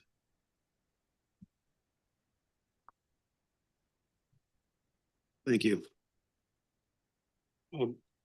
Mr. Chair, it's me again. It's for reference, it's Samuel Gadar. It was mentioned earlier when we have the returns on each sub-asset class or asset class at the top, there's difference in dates. So TWRs and IRRs, and we haven't had that discussion before. I need to explain a couple of things. With TWRs, it includes anything we receive post June 30th in NAVs and cash flows and roll up to total fund. That's why we report total fund TWRs. When it comes to IRRs, it's a cutoff date, which means NAVs as of June 30th, that's it. Even if there's cash flows, they don't get calculated into the IRRs. So you will always see two different dates for the same quarter. TWRs includes everything, even sometimes NAVs, let's assuming we're reporting the quarter in early November. We did receive 2% of our NAVs for September. They would be included because we received them, the TWRs, not in the IRR, just for clarification. Thank you. There's no further questions for Al. Al, thank you very much. We'll move on to John Trusiak, interest rate sensitive. Thanks, John. Sure. Thank you, Mike. For the record, John Trusiak, Portfolio Manager, Public Fixed Income and Private Credit. Thank you. We can move to page 98, please. So looking at the performance for the interest rate sensitive asset class as of September 30th, you can see that year to date, just even over the 1 and 3 year period, This asset class has performed better than it has over the last 5 and 10 years. As you know, or as many people in this room know, with the volatility of treasuries, as well as a period of very low coupon for treasuries when you're looking back in the 4 years ago to where we are today with regards to yield to maturities on treasuries, that has increased. So as of this year to date, you can see a performance over 5% and for the 1 year over 2%. But these returns, which I've mentioned at previous investment committees, they don't meet our total return objective. And that is why we have continued an underweight to this asset class. You'll see at the bottom right in that chart, the current allocation is 3.2%. However, the SAA calls for 6% and the interim SAA calls for 5.7%. But it should be noted, as has already been discussed over the last hour, of the tactical asset allocation changes that have been made recently and some rotation into this asset class. So when I come and present to the members of the board next time, you will see an asset allocation for this interest rate sensitive asset class closer to its SAA target. And that's really by design, as has been discussed by Mike and Samer earlier today. And then just touching on what's internally versus externally managed, it continues to be very majority internally managed by myself, trading this asset class with regards to the treasuries and other securities that are held within this portfolio. And then the third party manager that manages roughly 3% as of September 30th. You'll see that number increase, like I said, the next time I present, because some money that we rotated over into interest rate sensitive did also go into the third party account. So you'll see that slightly increase as well. But overall, this is an asset class that we deem important for liquidity reasons, to help with some volatility that you might see in the equity index, and for really those risk off periods where we're able to rotate cash into this asset class, as we've been doing over the last 30 days. Next page, please. So here, I just really want to talk about the bottom left chart, where you see, I continue to point out the interest rates. So what you're looking at is the benchmark yield to maturity for our benchmark, which is a Bloomberg Treasury benchmark. And you can see the overall yield to maturity of our benchmark finally seeming to stabilize right around that 4% range. And I'll touch more on this in a page or two, but that seems kind of like the floor of where rates have been over the last, call it 6 months, even into this quarter, with the Fed cutting rates at the most recent meeting last week. You've continued to see the long-term rates, the belly of the curve, maintain a number north of 4%. So I'll touch on this more in our house views, but I just really always want people in this room to just kind of look at what the yield to maturity of the benchmark is doing, because right now it seems that we have found some stability right around 4% for the overall benchmark.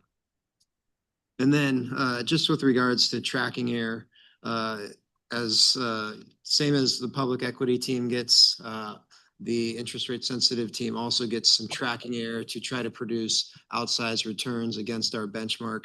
We're well within our constraint, and we continue to allocate and use our tracking error to high grade, investment grade corporate bonds that are very short in duration and add incremental yield to this portfolio. I'll stop there if there's any questions. Not hearing any. We can move to page 101, please. So I will sum up what I just mentioned, how this asset class, one thing I didn't totally touch on is we do have outperformance for the year to date over the benchmark and over a longer term period. So us managing this asset class really in-house, like, you know, it was 97% internally managed. We have demonstrated clear outperformance versus our benchmark. And that's really just tilts with duration matching versus the benchmark. When we might see, you know, when we might think rates are going to go up, we'll maintain a lower duration versus the benchmark and vice versa. And those are just views that we're constantly that I'm constantly in contact with my counterpart, Al, Samer, Mike, and the entire team. So we think we've done a really good job of having outperformance in this asset class versus, you know, a very large public benchmark.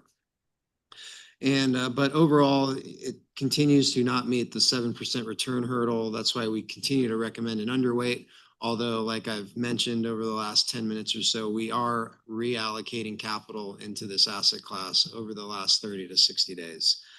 And then I just want to talk about the FOMC, the Fed chair, the decision to cut rates, which was an overwhelming view that they were going to cut 25 basis points. The next meeting is in January. We continue to monitor what the Fed is going to do, what the overall markets are predicting, because it's very important for the short term of the curve, of the yield curve, but really as well as the long term and the belly of the curve. What I mean by that is even with rates being cut by the Fed, you've seen the 10-year continue to increase, which some people might not think, but it's just very important to remind that, you know, really the Fed controls the short term of the curve. The market sets the belly of the curve and the long term rate of the curve. So that's something that we continue to monitor. And then we're also monitoring who might the current administration nominate and pick for the next Fed chair role, as we believe that that will play an important role in maybe where FOMC dots are plotted with regards to Fed rate cuts and what overall the 10-year, 20-year, and 30-year will do, depending on who's appointed to that position for the Fed chair. So those are all things and items that we are constantly discussing and have views on. And those views end up making tilts in our portfolio that help us outperform the benchmark, or at least that's what we've done in the past, and we hope to continue doing in the future. So with that, I'll take any questions, and if not, thank you very much for the time and happy holidays. Thank you. Thanks, Sean. Thank you very much, John. So moving to page 104. This is preliminary performance, very preliminary. We just got it 4 days after the month end. So these numbers can change, probably about 100 million plus or minus on both sides. Point your attention to the market value of the ASRS total portfolio. Currently it's 62.5 billion. If we look at the top line, 1 year, 3 year, 5 year, 10 year, and 20 year, we've exceeded the actuarial assumption rate over all those timeframes. If we look at the excess return, which is the third row down, see that on a 1 year basis, 5 year, 10 year, and 20 year, there's excess performance. The only place we have negative performance is at the 3 year, 96 basis points. And again, that a lot of that is due to the private markets having public market benchmarks. That's kind of baked in. That'll just take some time to, that it's a pig in a python. It'll take some time for it to decrease over time, especially in the asset classes that are down below. That concludes agenda item number 4. Before we move to agenda item number 5, we're about halfway done with materials. Does anyone need a bio break? Just throwing that out. I don't, but if other members of the board need a break? Yes. Yes. Yes? Okay. 10 minutes? Thank you. Let's do that. Thank you.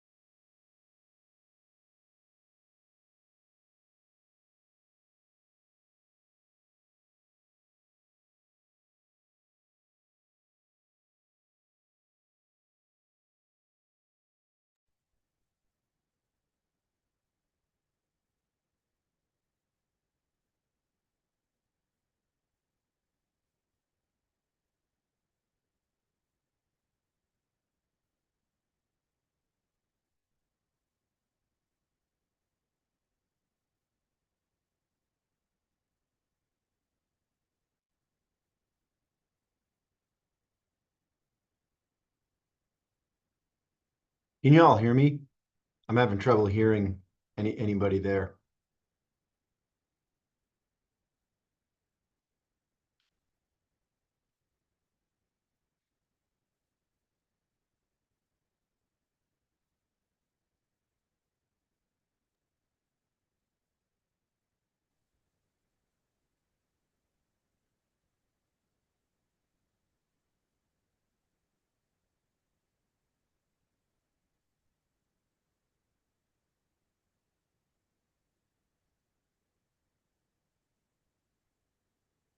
Jay, can you repeat that? Yeah, I just wanted to see if you could all hear me. I couldn't hear you, but I think it was because you were muted. So we're all good now. 1 second, I can see you, but I can't hear you.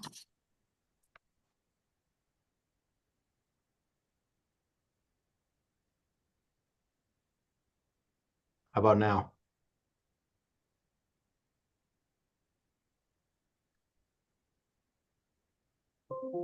Okay, try one more time. How about now? Can you hear me now? Yes, we are good. We can Okay. resume at your discretion. Let's resume, please. And Chair Pitkunis, may I make a comment? Yes. We're running late in the day for the timing of the agenda items, and we have out-of-town individuals for agenda item number 7. Okay. So what I'm going to suggest you consider is that if we could make agenda item 7 next, and then if we do run out of time, we can postpone agenda item number 5 to the next IC.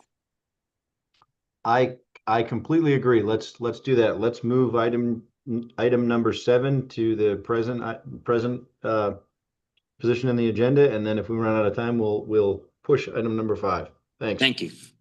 Could we actually do item number 6 quickly and then 7? Yeah. 'Cause 6 builds to 7? Yeah, Chair Pitkunis, the recommendation to actually cover agenda item number 6, which it leads into number 7. And 6 will be quick. That works. Let's do it. Thank you. All Rob. right, thank you, everyone. For the record, Robert Butler, Investment Risk and Compliance Officer. And I'm actually gonna start quickly with the compliance report on page 136. And so the highlights are there were no serious issues in the pre-trade compliance, the monthly post-trade. And I do want to let everyone know that I did get the final 2020 report from Makita for the privates review. So both 2021 and 2020 are complete. 2023 is in process, and our CLCO has completed the 2023 review. And then I also just want to highlight, and it's mentioned on a few slides, that a change that we've made to the compliance procedures related to the new Arizona law restricting investments in China. So for public market investments, we now have our custody bank running a screen daily to look for potential flags there. And then we also have amended our language with our private investment partners to inform them of our restrictions on investments in China.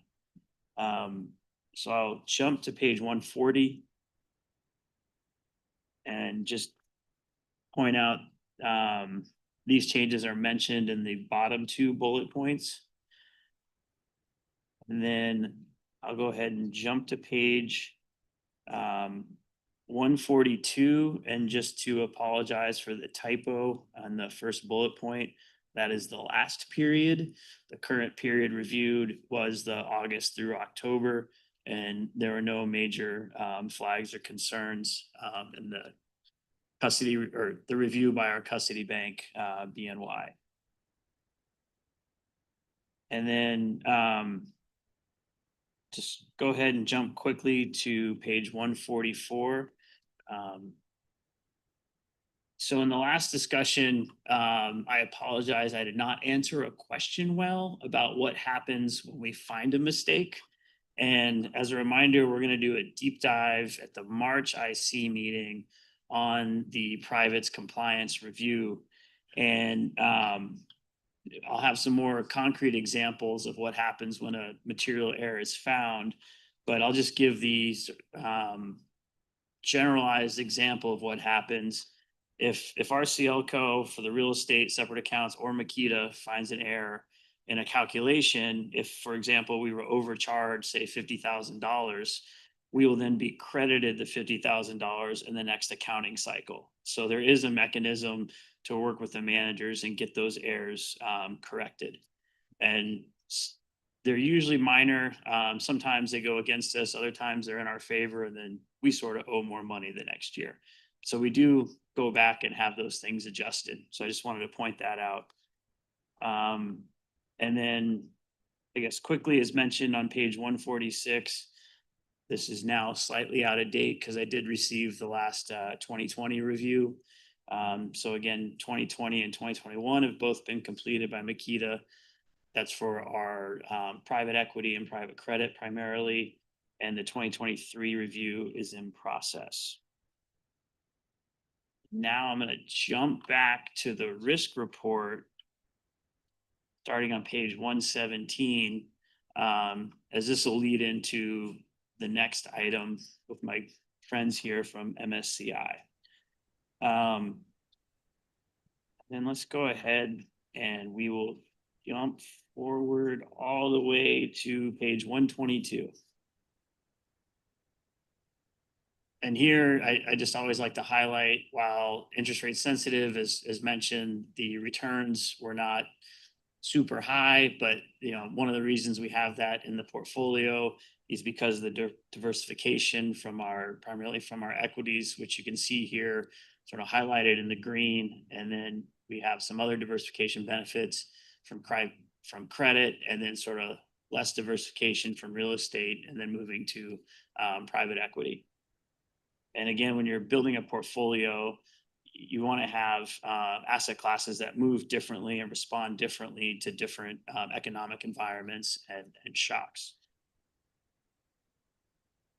And on page 123, we're going to dive a little deeper into this in the next item number 7.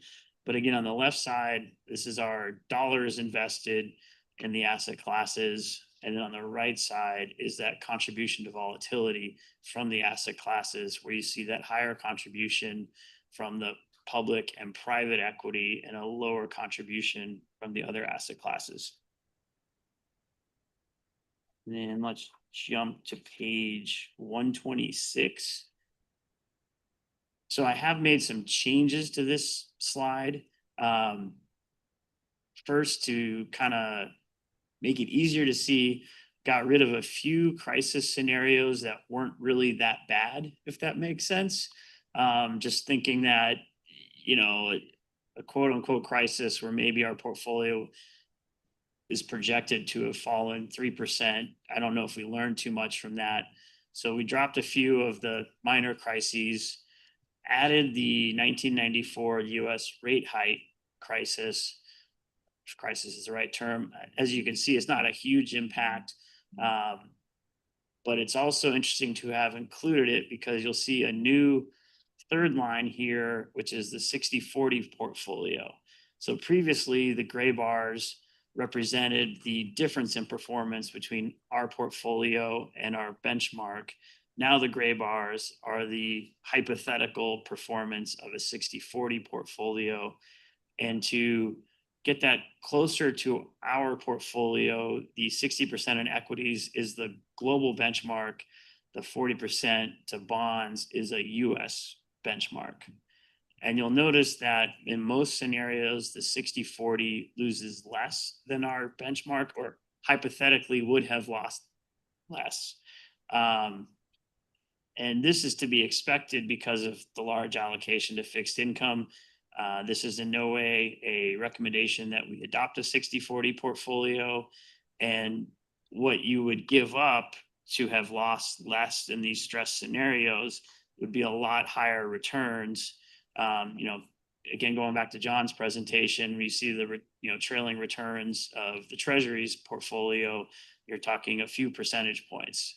So yes, the 60/40 does better in a crash, but then you're lagging our portfolio in more normal and almost everyday scenarios.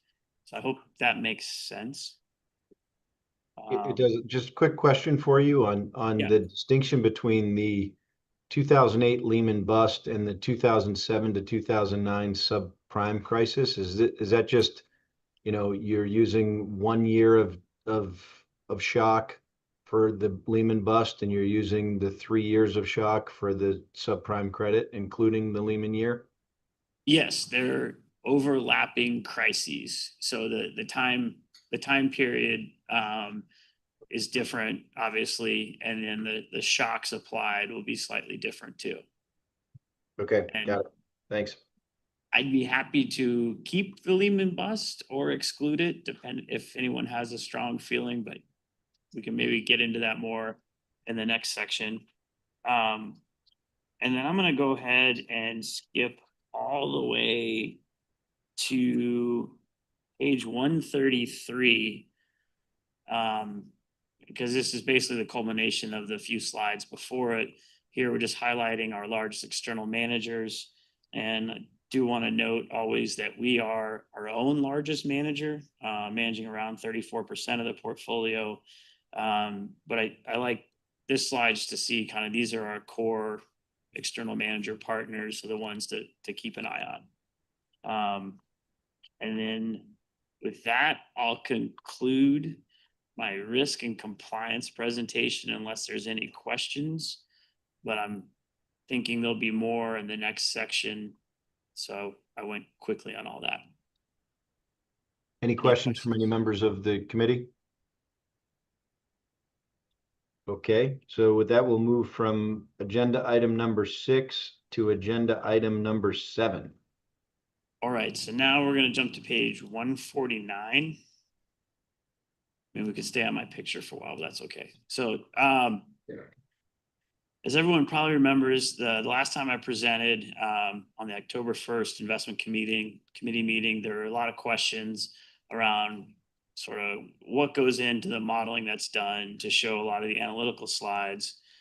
So today I'm joined by both Chris and Jason from MSCI, who they have the great privilege / terrible situation that they get to work with me on a pretty regular basis. Especially Jason, I ask him things all the time. So happy to have them joining me today to kind of do a deep dive into how MSCI and specifically the BarraOne platform that we use for risk reporting works. And then I'll just jump ahead to the next slide. And so I'm going to let primarily Chris give an overview of MSCI and BarraOne. And I think they're both going to talk about the private equity modeling and the contribution to volatility, sort of the deep dives there.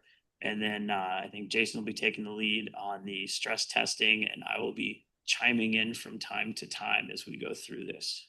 So I will turn it over to Chris, I assume on the next page. Very good. And Robert, it's always a pleasure.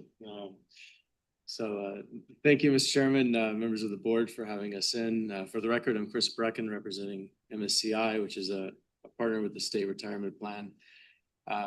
Provide a quick introduction of the firm here and what we do in the investment ecosystem. We are a publicly owned company. We spun out of Morgan Stanley many years ago. We've grown via organic means and acquisition, resulting in 5 business lines that you see in front of you here. Most commonly one knowns are the first 2 indexes and analytics. We also have data covering sustainability, private assets, private capital solutions now. Our mission is to be investors' leading source for data, investment, and tools. Next slide, please.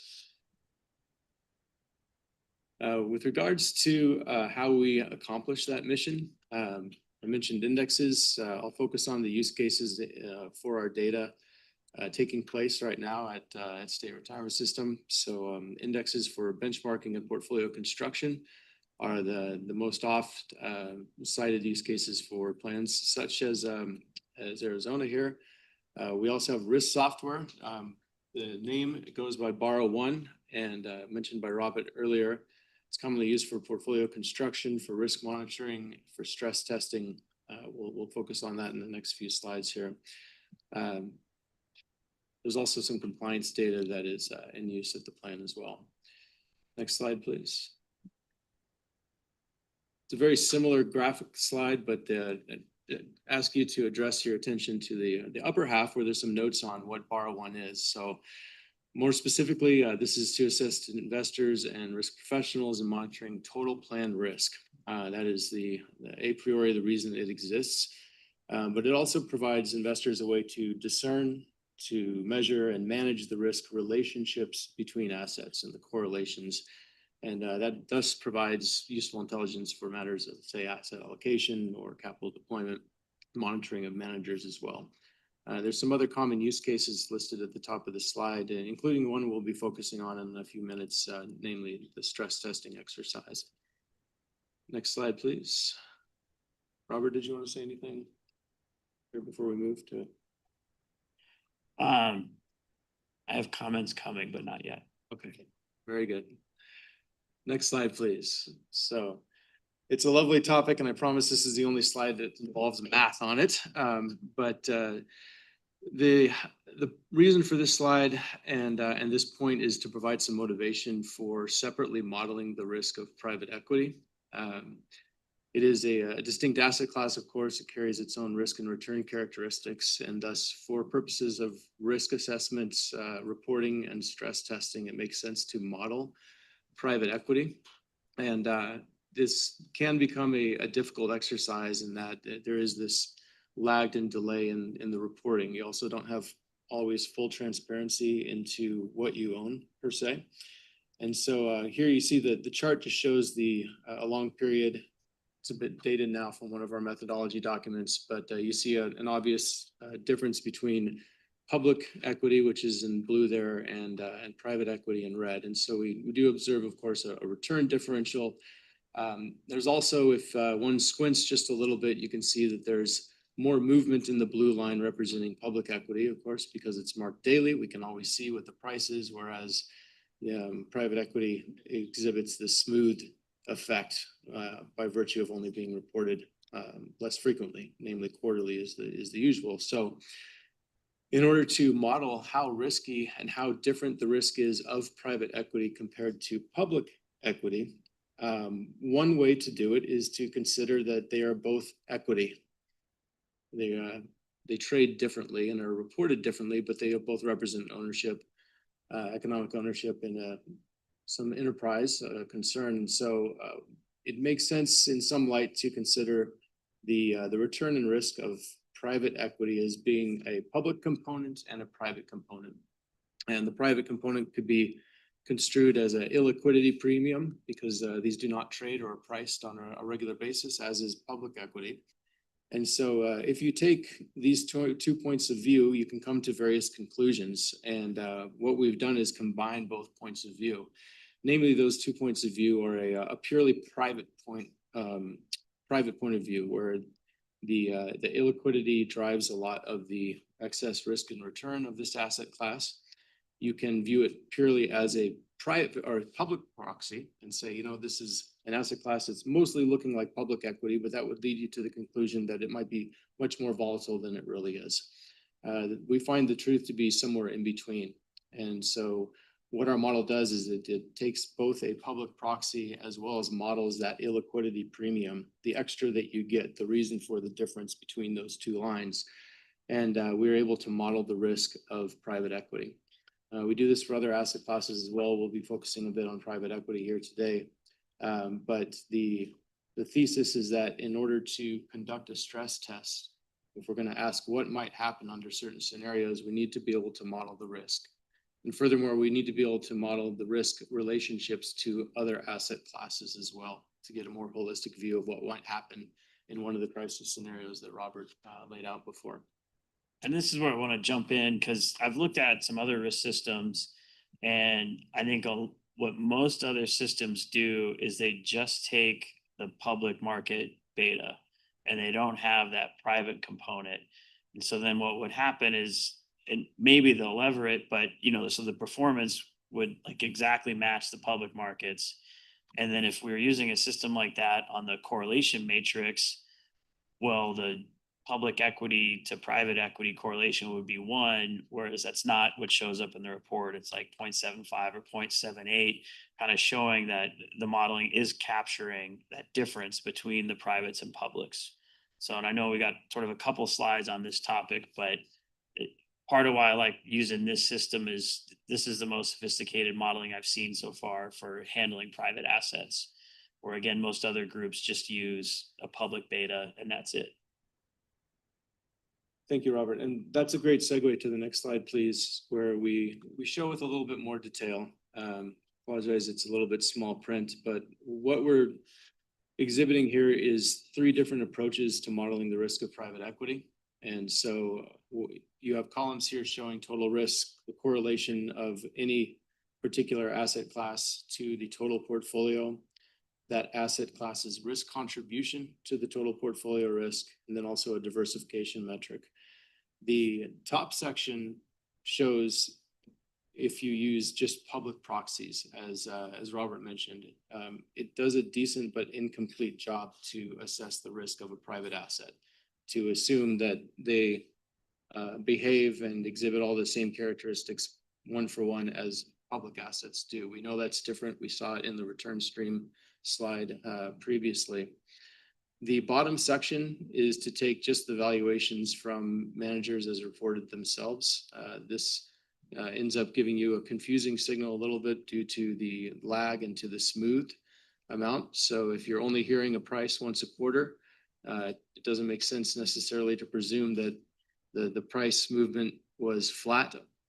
Things occur over the course of any given quarter, and so there must be some volatility inherent in that asset class, even though it's not reported intra-quarter or month by month, for example.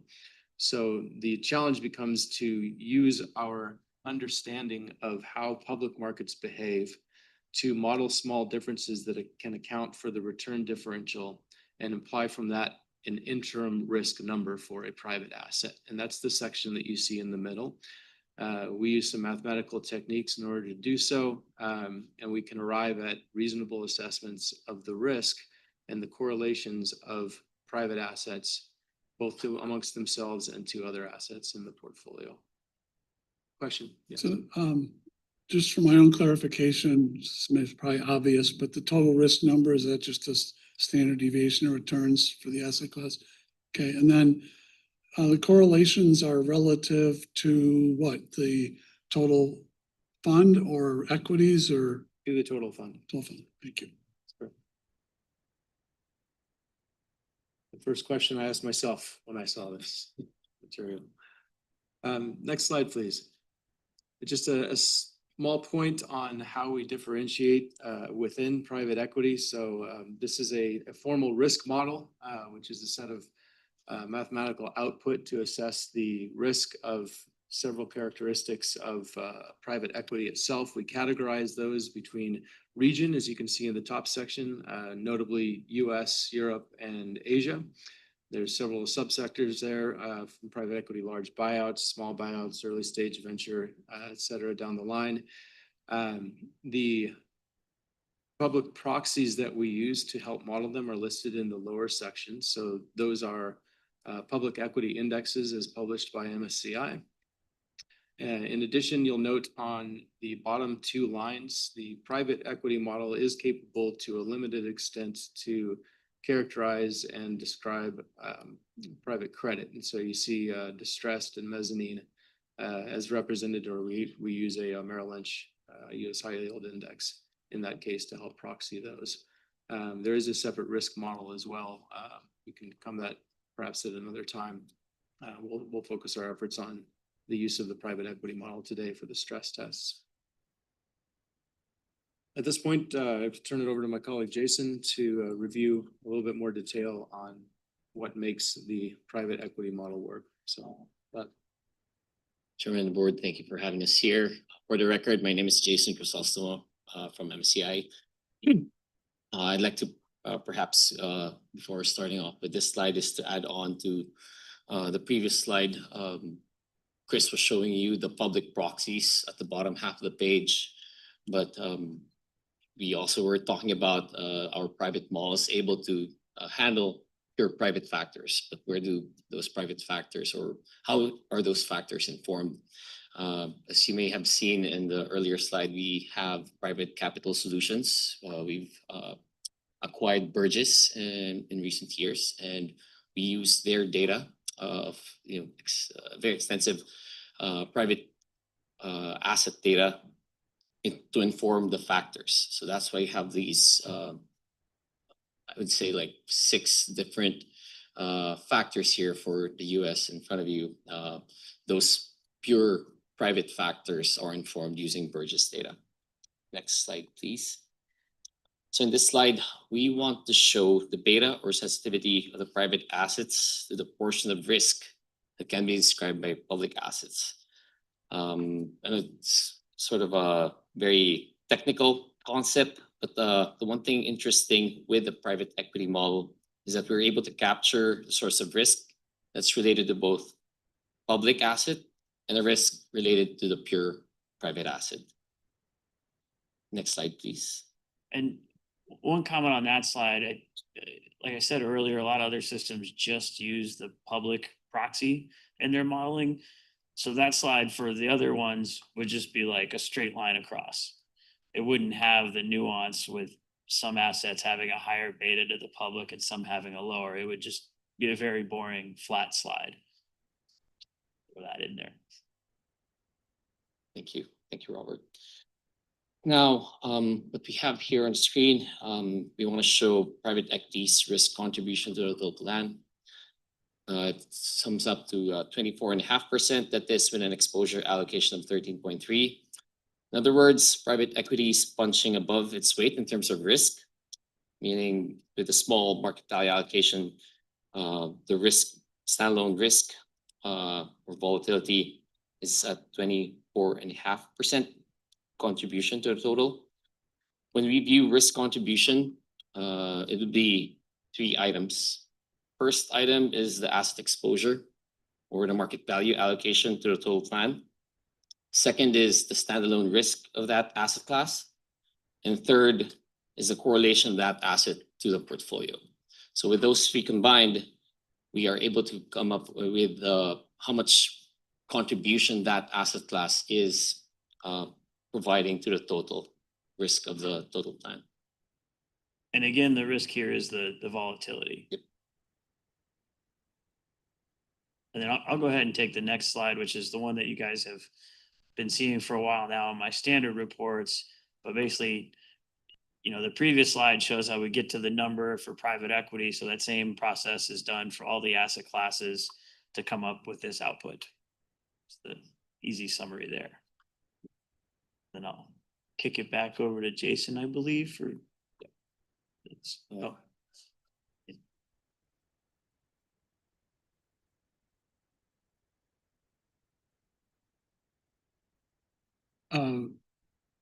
I just was wondering if the credit allocation and volatility contribution are public, or does that represent our allocation of private credit too with a similar process?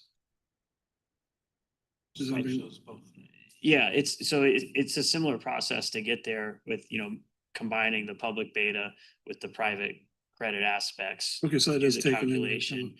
And I don't know if this is helpful or not, but I think one other way to think through this slide is because we're going to 100%, if you have some things that have a higher contribution to volatility, by definition, you're going to have some other asset classes that then have a lower contribution to volatility than their dollar amounts invested. So it's not saying that there's no risk in some of the other asset classes. It's just compared, to their piece of the whole, Right. it's less of a contribution. Thank you.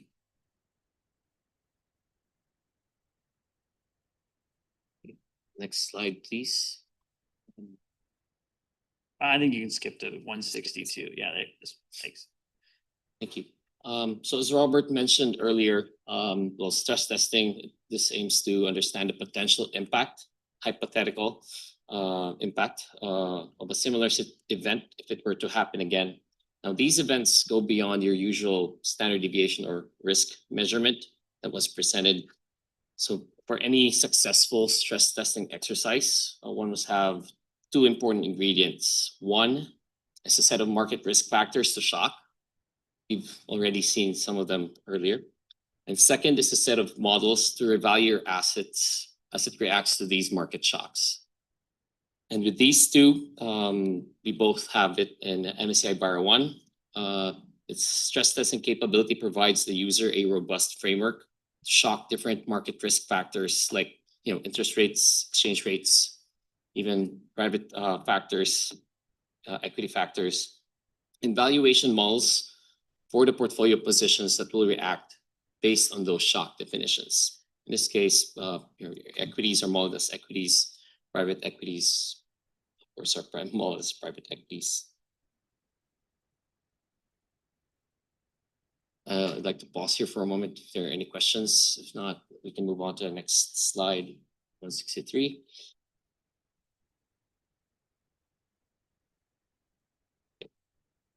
So there are multiple stress periods that we showed and that had happened already in the market.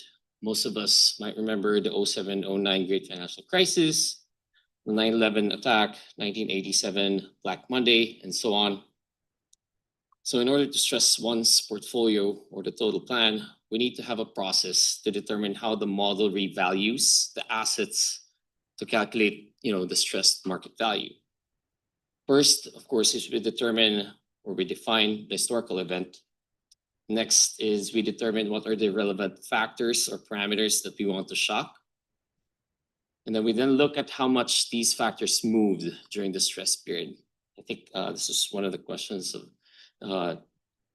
the chairman earlier. Of course, different periods would yield to different amounts of shock. Lastly, we combined the list of factors and corresponding shocks into Bar 1's stress testing section. Next slide, please. So I'd like to go through one of the examples that Robert presented earlier, which is the 07-09 subprime and credit crisis. So we look at the period between September 30th to 2007 and March 4, 2009.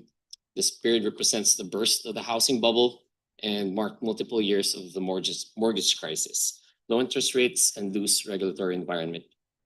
Although confined mostly in the US, the effects in the market was very contagious, leading to asset prices in the global financial markets to go down. Bankruptcy filing also, delinquencies and foreclosures have also become widespread during that period. Now that we've defined this scenario, I'd like to move on to the next slide, please, and Robert. Yeah, so here, we're just showing the impact on our asset classes as modeled from the shocks for the 07-09 subprime credit crisis. But I want to point out, this is how the model interprets how each individual asset class performed. And then, so again, similar to the contribution to volatility analysis, just imagine this process happening for each of those historical stress scenarios, which then gets us to the slide showing, the output for multiple scenarios. And many of these crisis scenarios are kind of pre-built into the Bar 1 system. But we do have the ability to come up with our own crisis, which mostly we do for like internal discussion purposes. But we did we call it tabletop exercise a little while ago, where I got to come up with all the terrible things that happened, which I am excited about as a risk person. And then, so I just came up with the story and, maybe 3 or 4 shocks. And then we applied similar process and we applied those to our portfolio. So then it was Bar 1 modeling what would happen to our assets, not me making it up. I just got to make up the bad scenario. And then we used, the math and system behind Bar 1 to come up with what would have happened to our portfolio. And I do want to point out too, that in all these analyses, they assume basically like a static portfolio throughout the crisis, which depending on the length may or may not be, an accurate representation of reality. Obviously in a 2 to 3 year long crisis, we wouldn't just sit on our hands and do nothing. But again, this modeling assumes, one portfolio and then the output, not you're making constant changes as you react to the situation. So definitely want to highlight that. And then again, on the next page, this is that, I guess, classic slide now showing the results from all these stress scenarios. But hopefully it's a little bit more impactful seeing sort of, you know, how the sausage gets made to get to this slide. And then I think we'll stop there for any questions. Already. No questions here. Any questions from anyone else on the committee? Yeah, and maybe this is for later too. From the perspective of IMD, as a trustee, I see this. Now, what do you want me to do with, what should I do with this? Should I be scared about the some of these scenarios and say, what are we doing to mitigate them? Or should I be looking at prospective returns in relation to the risks? Or what would you suggest we as trustees do? I'd say yes to all of that. Because I think one, it just helps you grasp that if we go through another terrible subprime crisis, that our portfolio is going to be impacted from that. So you could think about what are things that we could do ahead of time to help lessen the impact of that crisis, knowing that often there's a give up in return if you make changes. Like if we move to the 60-40 portfolio because it does better in a crisis, okay, we'll do better in a crisis, but we're not going to make our 7% return. Right. So then you think through what else could we do to maybe mitigate some of the downside risk without giving up so much of the upside. And I think additionally, kind of like we did in our internal tabletop exercise, and like my comments on this assumes you hold the portfolio. Well, we would take steps to mitigate a crisis while we're in the crisis. So we wouldn't just say, oh, well, our models show we're going to be down 40%. We're just going to ride it down and then wait for things to come back. We would make adjustments depending on the crisis. And then again, want to point out that usually no two crises are the same. So I think these are informative, but I think if you over optimize for a specific crisis, you will be exposed to the one that you didn't optimize for and will be disappointed because you took a lot of steps for protection against one thing that's probably not going to happen the same way again. And in doing so, you also probably gave up a lot of your upside. Yeah, I'm sorry to say I lived through and remember every one of these. I wish I would have kind of gone back further. So, and I'm sure there are states of nature that we haven't even contemplated yet that'll result in market problems. So, well, that's where we do the only half being a wise guy with that question, but seriously, you know, we're having conversations about how to mitigate risk, and I was really kind of interested in the current thinking in IMD about that for another time. And we have a version of our portfolio that has some of those assets included so that we can model those outcomes as well. And to your comment on, you know, sort of forecasting the terrible things that could happen. I mean, we've used that more for internal discussions, like the tabletop where I came up with all the bad things that happened. And so, I mean, the possibilities are endless of bad shocks you could come up with and run it through. But, you know, at some point it's beyond the realm of possible. So I think it is helpful to use these past terrible things because it did happen. Yeah, so sure. All right, thank you. Mr. Chairman, Mr. Connolly, one comment if I can make. I think it's just great practice having risk tools. It's commonplace in pension plan world for the last 30, 40 years. It's just good governance. One of the things that I would say about this particular place is that the stress testing model, I think this assumes that most investments in private equity and credit in private markets, it's the typical GP-LP relationship. You've committed, they're going to draw it down. There's nothing you can do about it. They're going to return capital whenever they want to return capital. Again, as you're aware, in our private markets for real estate and in credit, we have control of that. We can throttle back when there's capital call. We can unwind. In the case of credit, we can, after 1 year, we can start unwinding that particular investment. In real estate, we can sell. If a manager comes to us with a particular asset that they're interested in buying, we can throttle that back and say no. So I don't, in those type of environments on a future basis, I think we've got the tools to be able to deal with it effectively. Not perfectly, but effectively. Thank you.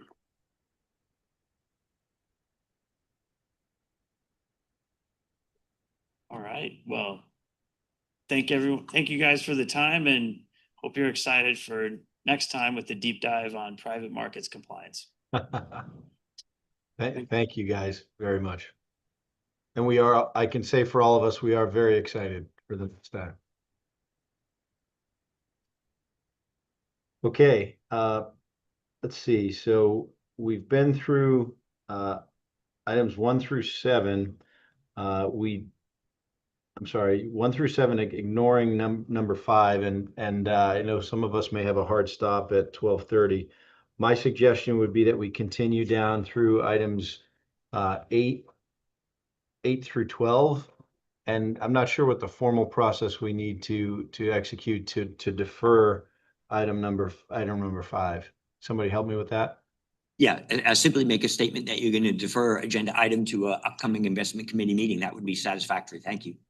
Okay, well, we're going to defer item number 5 to an upcoming investment committee meeting and proceed to item number 7, which is a summary of current events. And I have nothing to add, actually. Mike, you covered the year-to-date returns and so forth, so no additional items there. Okay, then we'll move to item number 9, a call to the public. Do we have anybody with a request to speak? The answer is no. Okay, then we'll move to item number 10. Any requests from any board members for future agenda items? I know there have been a couple of follow-on items that I'm not sure they need to be agendized for the future, but Trustee Connolly, anything you'd like to add to a future agenda item? No, I think anything I had a concern about, Mike and the others addressed, they'll pick it up either in a future item or session. Okay. So I'm good. Thank you. Sounds good. Let's see, the next meeting is tentatively scheduled for March 26th, 2026. Does that pose a problem for anybody, any of the trustees on the committee?